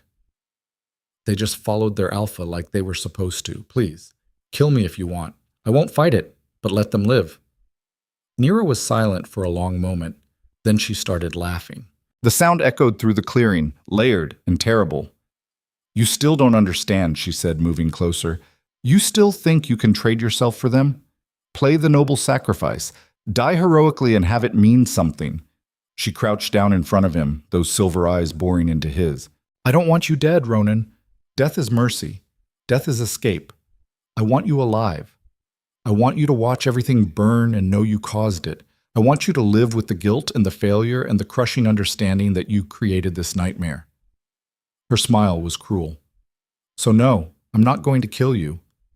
Relief flooded through him. I'm going to make you watch while I take everything else you love. The words hung in the clearing like smoke, toxic and inescapable. Ronan stayed on his knees, Naira's silver eyes burning into him, and felt the last fragments of his carefully constructed world crumble into dust. What do you mean? His voice came out raw, broken. Near a smile was a blade wrapped in silk. Your brother, Kael, the one person in that whole rotten pack who had the spine to tell you the truth. I'm going to give him a choice. She straightened, shadow dress rippling. Join me. Leave Silver Ridge behind. Become part of something that doesn't measure worth by how well you can dominate others. Or stay with you and die when the pack tears itself apart from the inside. He won't. He will. Her certainty was absolute. Because unlike you, he's smart enough to recognize a dead end when he's standing in one. And when he walks away, when your own blood chooses me over you, that's when you'll finally understand what I felt. What it's like to be abandoned by everyone who mattered. Ronan's chest felt like it was caving in. Naira, please. Please? The word came out layered, mocking. Did I get to say please? Did you hesitate even a second before you ripped my heart out in front of 300 witnesses? Did you show me one moment of mercy? No. The admission tasted like ash. No. She repeated it like a judge reading a sentence. So don't ask for what you never gave. Don't beg for compassion you never showed. You wrote the rules, Alpha. I'm just playing the game better than you ever did. She turned, her 12 followers moving with her like extensions of her will. Synchronized. Connected in ways Silver Ridge hadn't been since the bond severed. Wait. Ronan forced himself upright despite ribs that screamed protest, blood from the earlier fight still sticky on his skin. If you won't kill me, if you won't let me trade myself for them, then what the fuck do you actually want? What would it take to end this? Neera stopped, didn't turn around. The silence stretched so long Ronan thought she wouldn't answer. Then, I want the impossible. Her voice was different now, quieter, almost fragile. I want the last 3 weeks erased. I want to go back to being nobody, invisible, forgettable, safe. I want this power to stop burning through my veins every goddamn second. I want the voices of dead sovereigns to shut up and leave me alone. I want to not be this thing I've become. She paused. But I can't have that. So instead, the fragility vanished, replaced by iron. I'll settle for watching you lose everything the way I did, piece by piece, until you understand what you destroyed. No, you don't. She whirled on him, moving faster than physics should allow. You think reading a journal gives you understanding? You think kneeling in dirt for 5 minutes makes this even? You obliterated my entire existence, and you think a little guilt fixes that? She was in front of him before he could blink. One hand locked around his throat, lifting him off his feet like he weighed nothing. Ronan's vision started to gray at the edges. I died out here. Multiple voices layered over hers. Ancient, terrible, hungry. The girl you rejected bled out over 3 days while this power tore through her, remade everything, rewrote every cell. I remember every second, every moment of agony as I stopped being human and became something that shouldn't exist. Her grip tightened. Ronan couldn't breathe, couldn't think, could only stare into those silver eyes and see the abyss staring back. You want to know the worst part? Naira's face was inches from his now. Part of me, the part that scared Omega Girl, still loves you, still feels the ghost of what we could have been, still wants you to hold me and tell me it's going to be okay. She threw him. Ronan hit a tree hard enough that he felt ribs crack, collapsed in a heap, gasping, tasting blood. But that part is dying. Naira stood over him, silhouetted against the rising moon. Every hour, every minute, the power burns it away. Soon there won't be anything left except rage and the need to tear down everything you built. So if you actually want to stop this, if you give even half a shit about saving your pack, you'd better figure out how to reach that dying part of me before it's gone completely. She vanished. Between one blink and the next, just gone. Leaving Ronan alone in the clearing with broken ribs, a bruised throat, and the crushing weight of impossible choices. He lay there until the sky started lightening, dawn creeping in whether he was ready or not. Finally forced himself up, shifted through agony that made him see stars, ran back towards Silver Ridge on four legs because his human form hurt too much to function. The barrier let him through, a mockery, a reminder that she controlled everything now, who came, who went, who lived, who died. He crossed into pack territory and the wrongness hit him like a physical wall. Silence. Silver Ridge had 300 wolves. It should never be silent, but the only sounds were distant screams and the crash of breaking furniture. Ronan shifted back, stumbled toward the pack house on legs that barely held him. Found Kael in the main hall. His brother looked 10 years older. Dark circles carved deep under bloodshot eyes. Fresh cuts across his knuckles. Shirt torn and bloodstained. What happened? Ronan's voice came out hoarse from the bruising on his throat. Kael's laugh was hollow, brittle. Everything went to shit, that's what happened. Without the pack bonds, everyone's feral. Fighting over food, over territory, over perceived slights from 5 years ago. No pack mind to smooth things over, no shared consciousness telling them to cooperate. How many dead? 5 now. Another dozen who might not make it. Vera's doing what she can in the medical bay, but we're out of supplies, out of hands, out of time. Fuck! Ronan pressed his palms against his eyes. Cade, where's archives? Still searching for answers that don't exist. Kael's dark eyes fixed on him. She got to you. I can see it written all over your face. What did she say? Ronan told him. All of it. The ultimatum about Kael joining her, the revelation about the dying part of her that still felt the bond. The impossible task of reaching the girl underneath the goddess before she burned away completely. When he finished, Kael was quiet for a long time. Then, she's right, you know. About what? About me joining her being the smart play. Kael's voice was flat, dead. This pack has maybe another day before complete collapse. She's offering new bonds, no hierarchy, just wolves being equals. Meanwhile, we're watching our people kill each other over scraps. You can't be serious. Why not? Kael's eyes flashed with something dangerous. Give me one good reason to stay loyal to a pack built on lies and murder. To an alpha who failed every test that mattered. To a system that's literally tearing itself apart as we speak. Because there are people. They're dying people. Kael slammed his fist into the wall. Stone spider-webbed. 5 dead, Ronan. 5 in less than 2 days. How many more bodies before you admit that maybe, just maybe, she has a point about everything? She's destroying She's offering an alternative. Kael grabbed Ronan's shoulders, fingers digging in. Listen to yourself. You keep talking about saving the pack, maintaining order, protecting what we've built. But what if what we built was poison from the start? What if this whole alpha, omega, beta hierarchy is just a pretty name for systematic cruelty? Ronan shoved him back. So what? You're actually considering it? Abandoning everything? I'm considering not dying for a sinking ship. The words came out sharp as broken glass. And if you had half a brain left, you'd consider it too. I'm the alpha. You're a failed mate who triggered an apocalypse.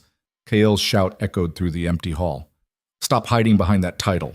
You caused this. You, not her, not the moon goddess, not fate.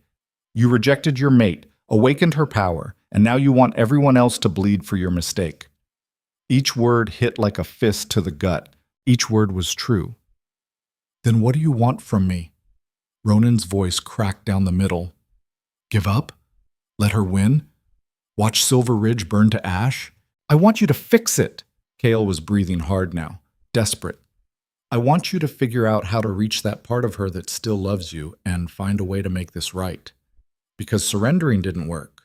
Begging didn't work. Playing martyr didn't work. So try something new. Try actually being the mate she deserved instead of the monster you've been. The bond is gone. Then make a new one. Kael's hands clenched into fists. She created new bonds for 12 wolves. She has that power. So give her a reason to use it on you. Show her you've changed. Prove you're not the same cruel bastard who threw her away.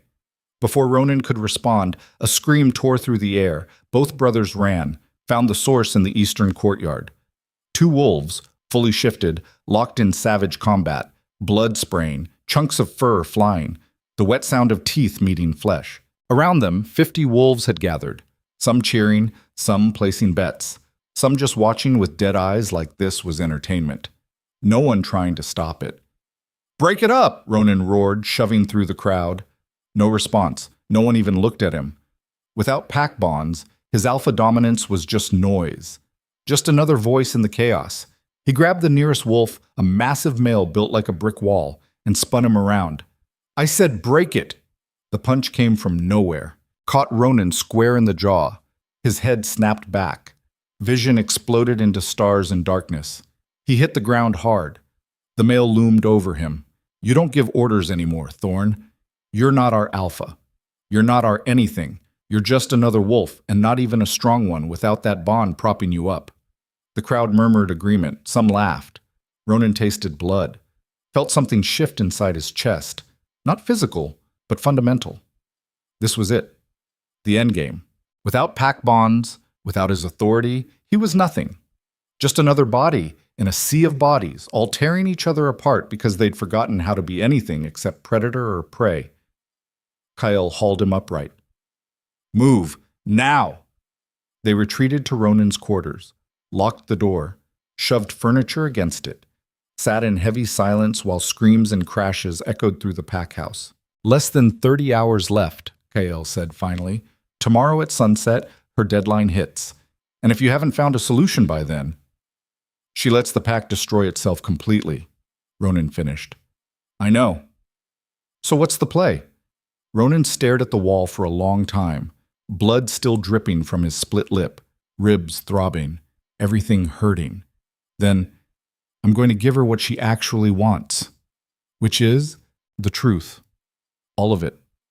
He stood despite the pain. "Not just the journal, not just apologies, everything. Every ugly piece of what I am and what I've done.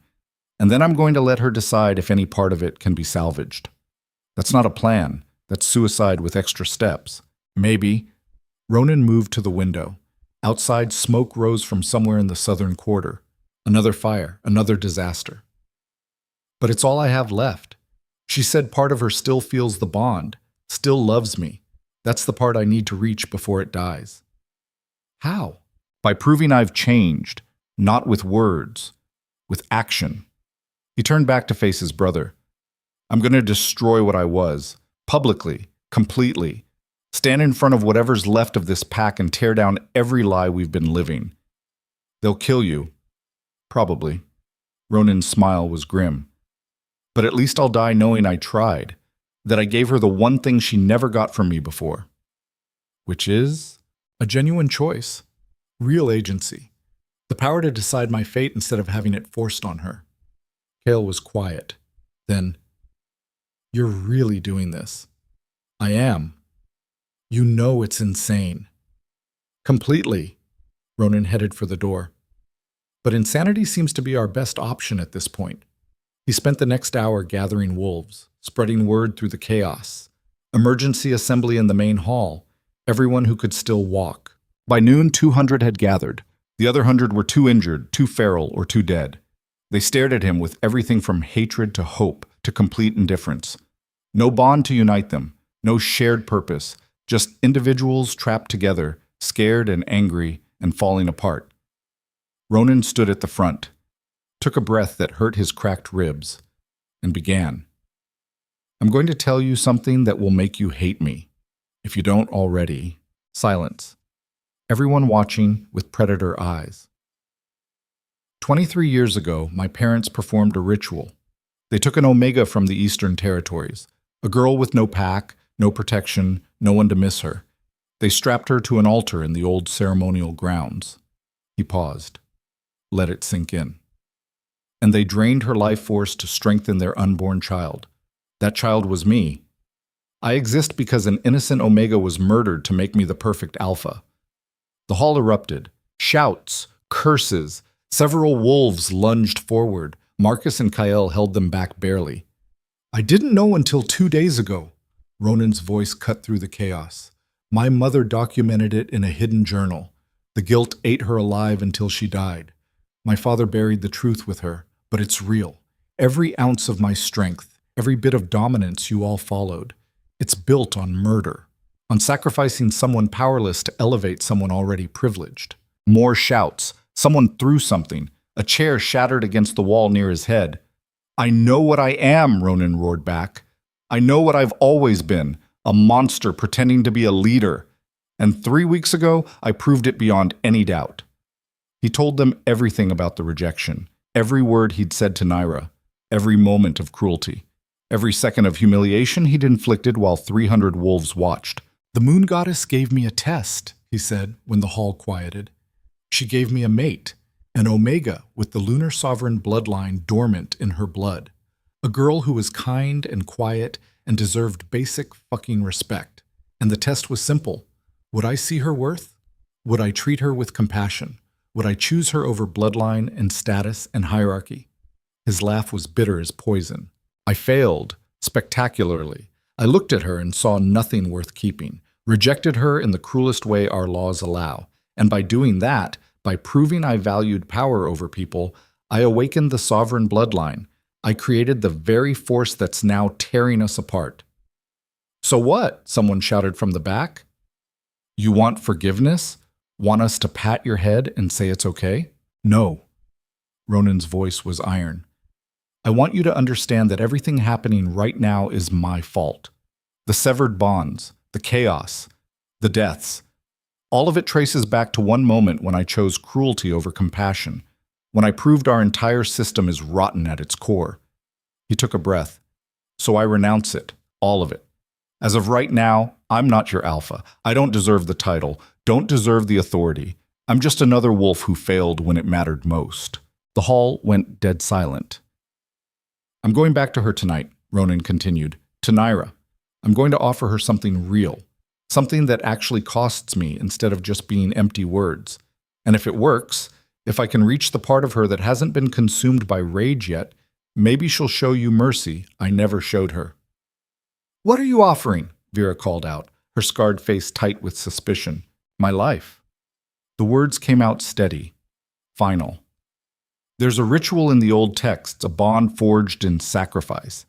If an alpha willingly gives their life force, not to strengthen themselves but to save another, a lunar sovereign can use it to create a new mate bond, one based on choice, on equality, on genuine connection instead of hierarchy. That's just fancy talk for suicide," someone muttered. "Yes," Ronan agreed. "It is.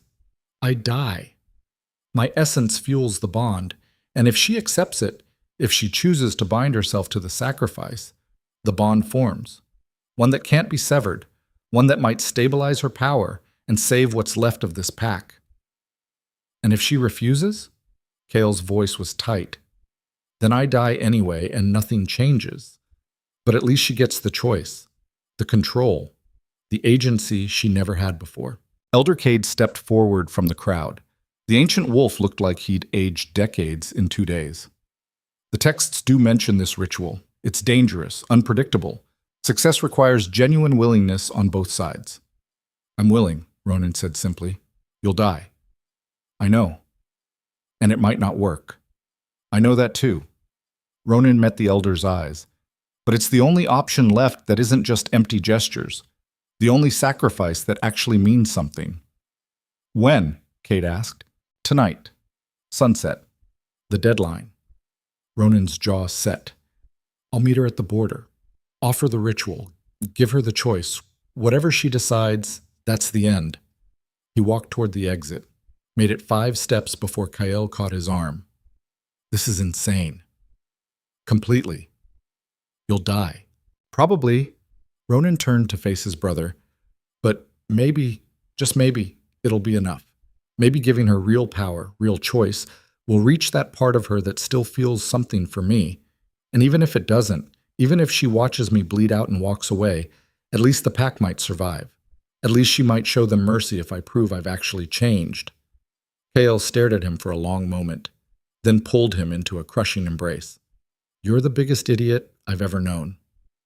"I know, but you're my idiot," Kael's voice cracked. "So don't you dare die without making it count for something." "I'll try." They held each other for another moment. Brothers, possibly for the last time. Then Ronan pulled away and left the hall, spent the afternoon preparing, reading ritual instructions until his eyes burned, gathering materials, writing letters to people who might care after he was gone. As the sun started its descent, He made his way to the eastern border.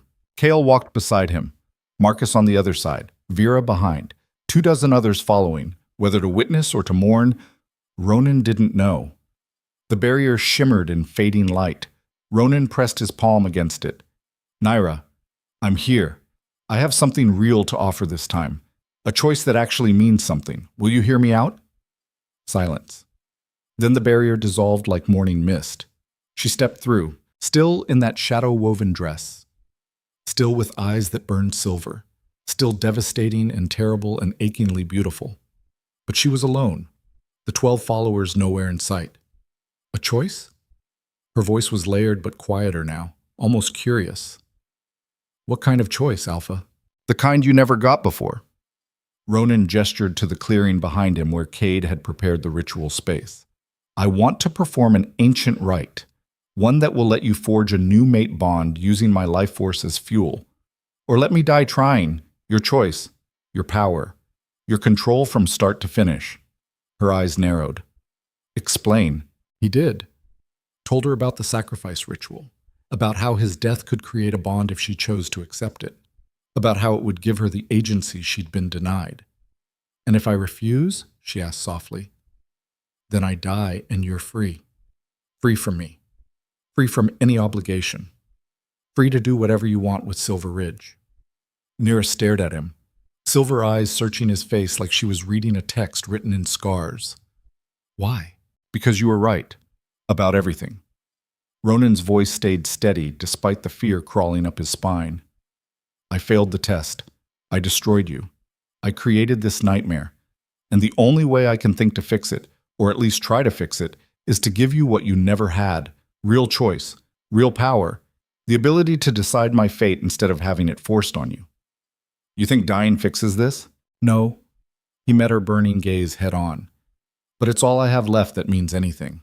So I'm offering it. Bind us together or watch me bleed out. Whatever you decide.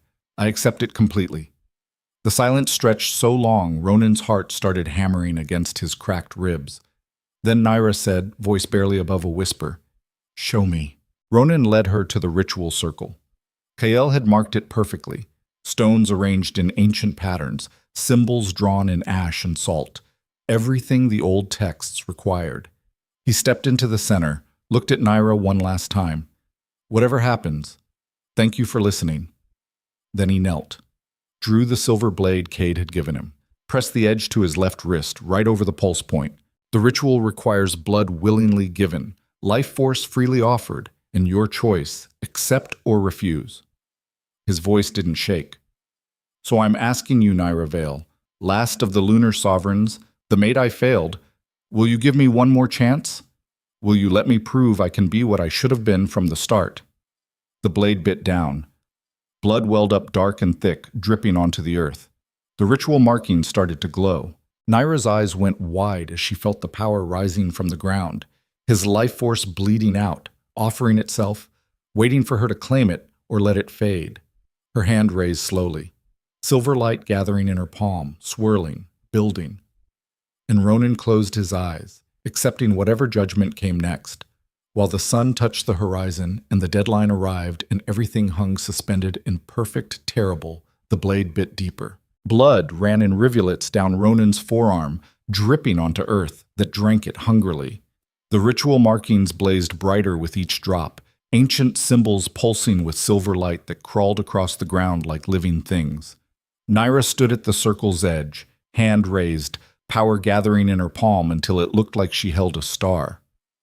Her eyes burned so bright they cast shadows across the clearing, and she hesitated. That hesitation, that single moment of uncertainty, was everything.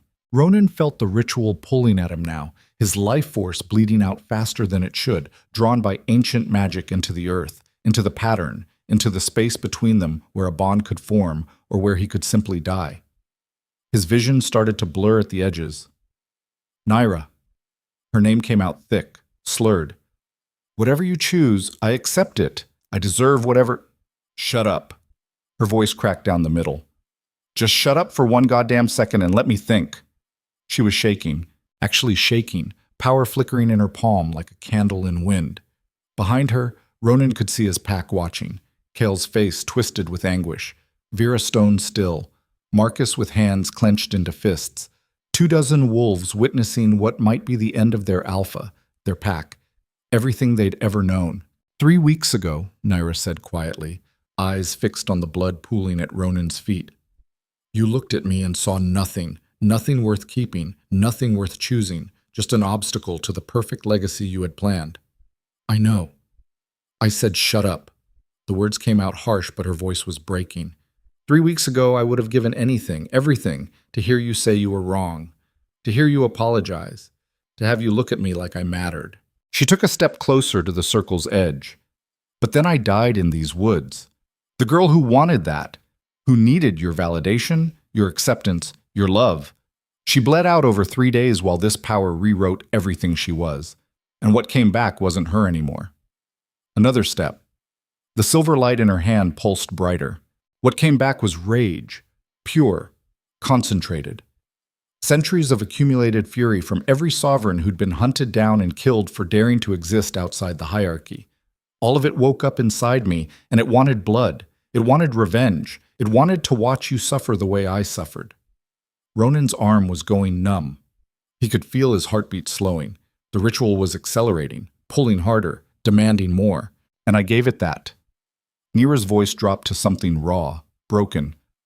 I severed the pack bonds, killed the rogues who attacked me and left their bodies as warnings, took 12 of your wolves and gave them something better than what you offered. I tore your perfect little world apart, piece by piece, and I enjoyed it. She was at the circle's edge now. So close Ronan could see tears tracking down her face, cutting clean lines through the silver light reflecting off her skin. But, then you came here tonight, and you offered me something I never expected. Her hand lowered slightly, the gathered power wavering. A choice. Real agency. The power to decide your fate instead of having it forced on me. And that... Her voice broke completely. That's what the girl I used to be wanted all along. Not dominance, not submission, just the simple fucking dignity of being able to choose. Naira, so here's what I'm going to do. She stepped into the circle. The ritual markings flared so bright everyone watching had to shield their eyes. Naira knelt in front of Ronan, close enough that their knees touched.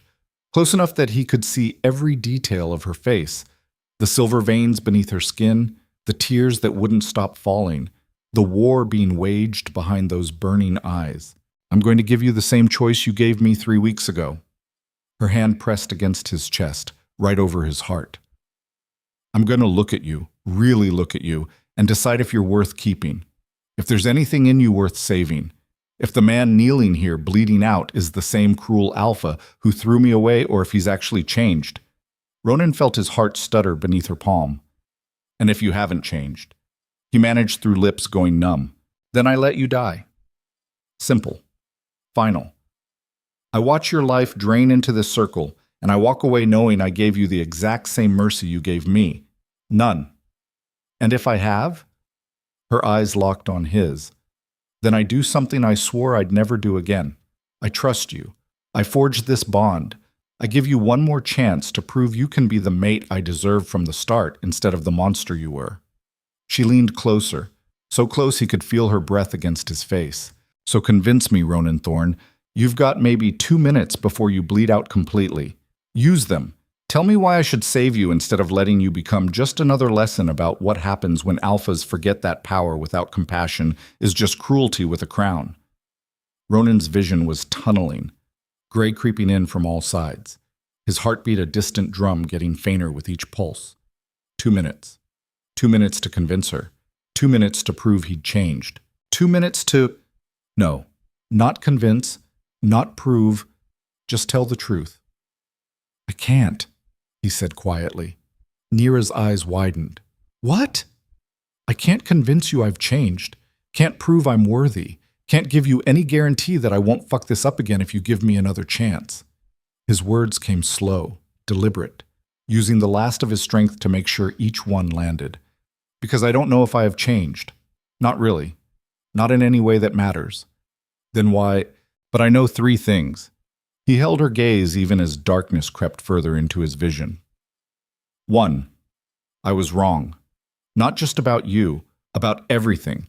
about what makes someone valuable, about what strength actually means, about thinking hierarchy and bloodline matter more than basic human decency.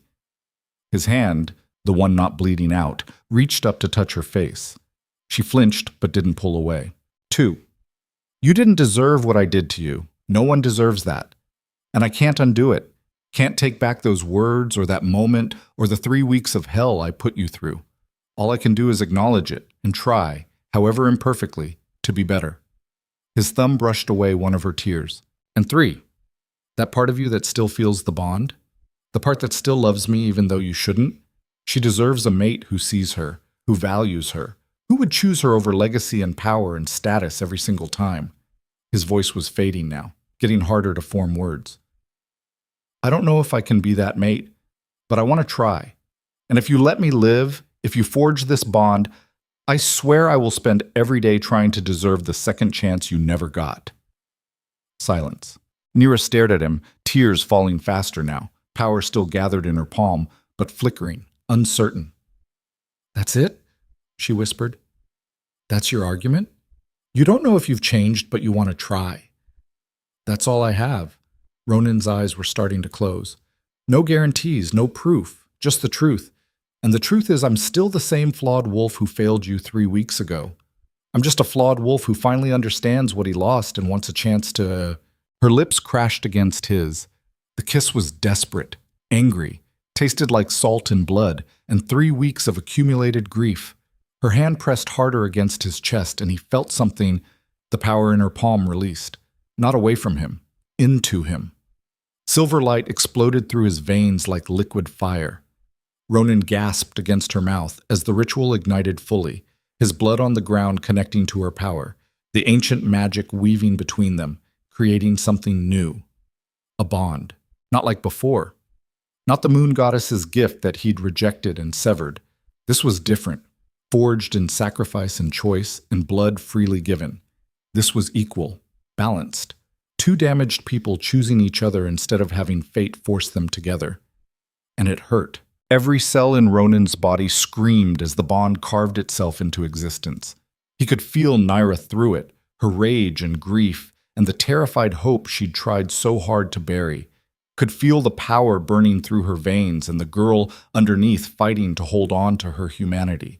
Could feel her feeling him back, his guilt, his shame, his desperate need to fix what he'd broken. The ritual markings blazed once, twice, then went dark. They fell apart, gasping. Ronan hit the ground, chest heaving, blood still seeping from his wrist but slower now. The wound was closing, healing, the bond using Neera's power to keep him alive. She collapsed beside him, silver light fading from her eyes until they were just brown again. Human. Exhausted. You chose me, Ronan managed. I chose us. Her voice was hoarse, raw. Or what we might be able to become if we both try really fucking hard not to destroy each other again. She rolled onto her side, facing him, reached out with shaking fingers to press against the bond now burning in both their chests. I can feel you, she whispered.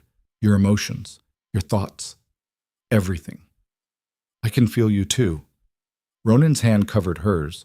The rage, the grief, He stopped. The fear. You're terrified I'll hurt you again.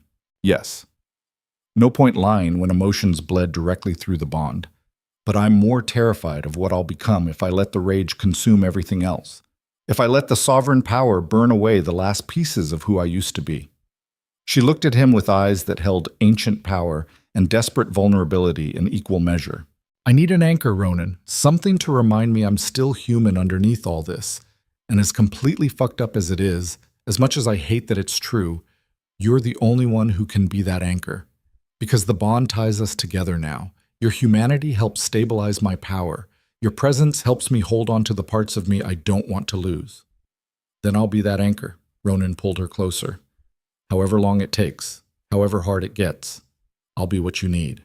Even if what I need is for you to call me out when the power starts taking over. Even if I get cruel or dangerous or start treating others the way you treated me. Especially then. His arms wrapped around her fully now. That's what mates do. They keep each other human, keep each other honest, keep each other from becoming monsters. Behind them, Ronan heard movement. His pack, what was left of it, stirring, watching, waiting to see what came next. He forced himself to sit up, pulling Nira with him. Kael was the first to speak. Is it done? The bond? It's done, Nira answered before Ronan could. Her voice still carried that layered quality, but quieter now, more controlled. And because of it, I can do this. She raised one hand. Silver light bloomed in her palm, softer than before, less violent, and spread outward in waves. It washed over every wolf present, and Ronan felt it through the bond. The pack bonds. She was restoring them. Not the same as before. These new bonds were lighter, less controlling. They connected wolves without forcing hierarchy, shared emotion without drowning individuality. Balance. One by one, the wolves gasped as connection flooded back. The emptiness that had been eating at them for 2 days filled with warmth and presence, and the comfort of not being alone anymore. Some started crying, others laughed. A few just stood there in shock. This is what bonds should be, Nira said quietly. Connection without coercion. Community without cruelty. You can still feel each other, still share strength, but no one wolf can dominate the others through the bond. No alpha can use it to force obedience. She looked at Ronan. Including you. He nodded slowly, feeling the new bond settling into place. She was right. He could feel the pack, their relief, their joy, their lingering fear, but he couldn't command them through it. Couldn't force submission. Couldn't use the bond as a weapon. Good, he said simply. Vera stepped forward, scarred face cautious. What happens now? To Silver Ridge? To the hierarchy? Nira and Ronan looked at each other. The bond let them communicate without words, emotions, and half-formed thoughts flowing between them. Finally, Ronan spoke. Things change. They have to. The old system, alphas on top, omegas on bottom, everyone locked into roles based on biology, that's done. It created me, created the conditions for what happened between us, created a world where power mattered more than people. So what replaces it? Marcus asked. Something better. Nira's voice was firm. A council instead of a single alpha. Representatives from all designations. Decisions made collectively instead of by decree. And anyone who doesn't like it, her eyes flashed silver for just a moment, can test whether they're stronger than a lunar sovereign. No one moved to test it. We'll need rules, Elder Cade said slowly. Structure, some kind of framework. Then we build one together. Ronan stood, helping Nira up beside him. All of us. Not just the strong or the well-connected. Everyone gets a voice. Everyone gets heard. That'll take time, Vera pointed out. Then we take time. Nira's hand found Ronan's, squeezed. We've got nothing but time now, and nothing but work ahead of us. She turned to address the assembled wolves fully. I know most of you hate me. I know you blame me for the deaths, the chaos, the terror of the last 2 days. And you're not wrong to feel that way. I did those things, killed those wolves, severed those bonds, hurt you because I was hurt, and I wanted you to understand what that felt like. Her voice didn't shake. But I'm offering you the same choice I gave your alpha. Stay. Help build something better than what we had. Or leave. I'll drop the barrier. Anyone who wants to go to another pack, another territory, another life, you're free to do that. No punishment, no revenge, just choice. She paused. But if you stay, if you choose to be part of this new beginning, then you're choosing to leave the old ways behind.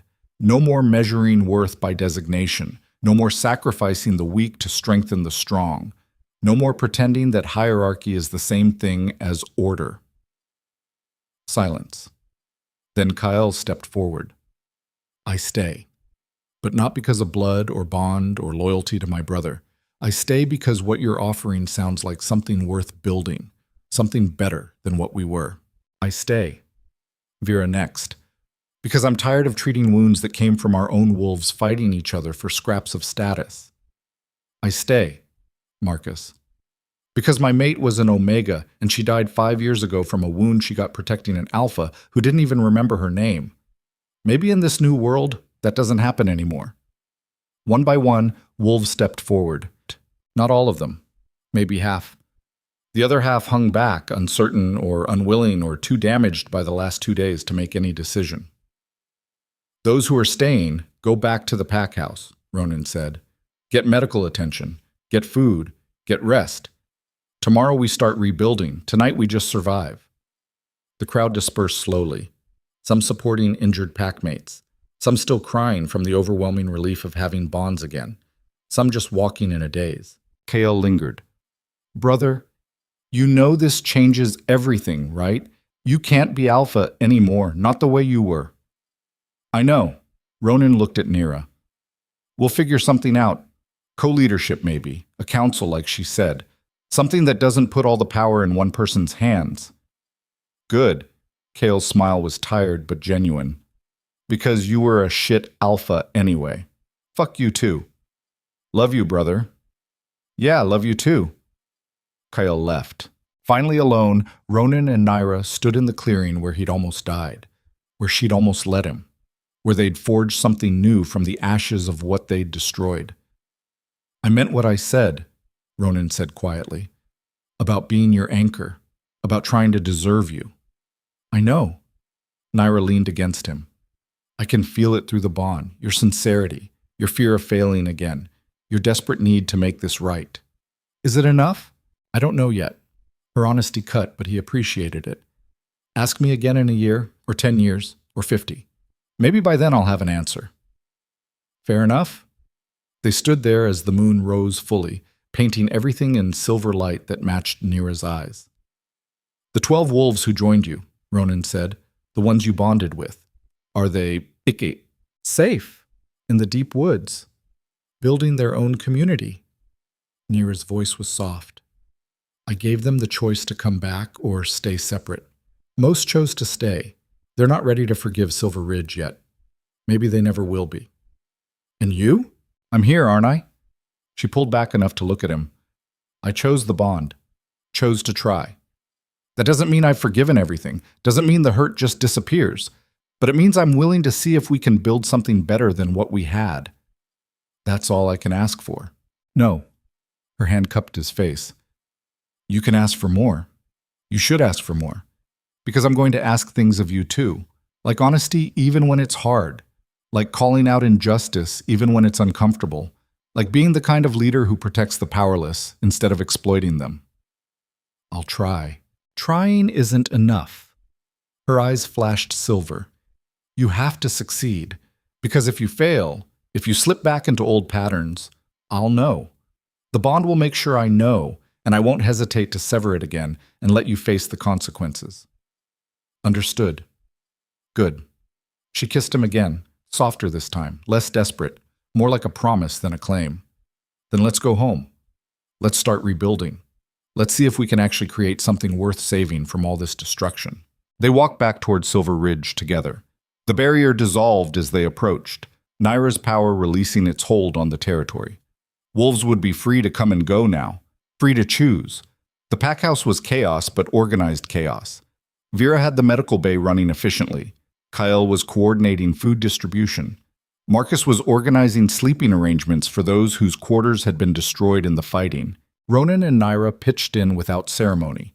No grand declarations, no formal announcements, just two wolves helping their pack survive another night. Hours later, exhausted and aching, they collapsed in Ronan's quarters. The room was sparse, functional, a bed, a desk, shelves of books about pack law and strategy that all felt obsolete now. We'll need to find you proper quarters, Ronan said. Somewhere that's yours, not just mine. We'll need to find us proper quarters, Nira corrected. This whole alpha gets the best room thing is part of what we're changing, remember? Right, yes, of course. She laughed, actually laughed, and the sound was so unexpected, so genuine, that Ronan felt something in his chest loosen. What? You. Trying so hard not to fuck up. I can feel it through the bond. Your constant anxiety that you're going to say the wrong thing or make the wrong call. She climbed into the bed, pulling him down beside her. Relax. I'm not going to destroy you for every mistake. That's not what this bond means. Then what does it mean? She was quiet for a moment, staring at the ceiling. It means we're stuck with each other, for better or worse. It means your growth is my growth, and my healing is your healing. It means we have to figure out how to be partners instead of just mates. how to build something together instead of tearing each other apart. I can do that. You'd better. She rolled to face him. Because I'm terrifying when I'm angry and I have the power to back it up now. Noted. They lay there in silence, the bond humming between them. Not intrusive, but present. A reminder that they weren't alone anymore. That their choices affected each other. That they were bound together by more than just fate. Ronan? Naira's voice was small, vulnerable. Thank you. For being willing to die. For giving me the choice. For... She stopped, swallowed hard. For seeing me. Finally. He pulled her closer, arms wrapping around her like he could shield her from every hurt she'd endured. Thank you for giving me another chance I didn't deserve. For being strong enough to choose hope over revenge. For being the person I should have seen from the start. We're a mess, she whispered. Completely. But maybe we can be a beautiful mess instead of a destructive one. She laughed again, soft and tired. That's the worst line I've ever heard. Yeah, it really was. But I'll allow it. They fell asleep like that, wrapped around each other, bond pulsing steady between them. The future uncertain, but no longer quite so terrifying. Outside, Silver Ridge slowly put itself back together. Wolves finding new ways to connect, new ways to cooperate. Learning to function without the rigid hierarchy that had defined them for generations. It would be hard. Messy. Full of setbacks and failures and moments where old patterns tried to reassert themselves. But it would be theirs, built on choice instead of coercion, on partnership instead of dominance, on the understanding that power without compassion was just cruelty wearing a crown. Dawn came slow and red, painting the horizon in shades of blood and hope. In his quarters, Ronan woke first, watched Naira sleep, silver veins still visible beneath her skin, power still burning but controlled now, anchored. The bond hummed contentment between them, not happiness, not yet.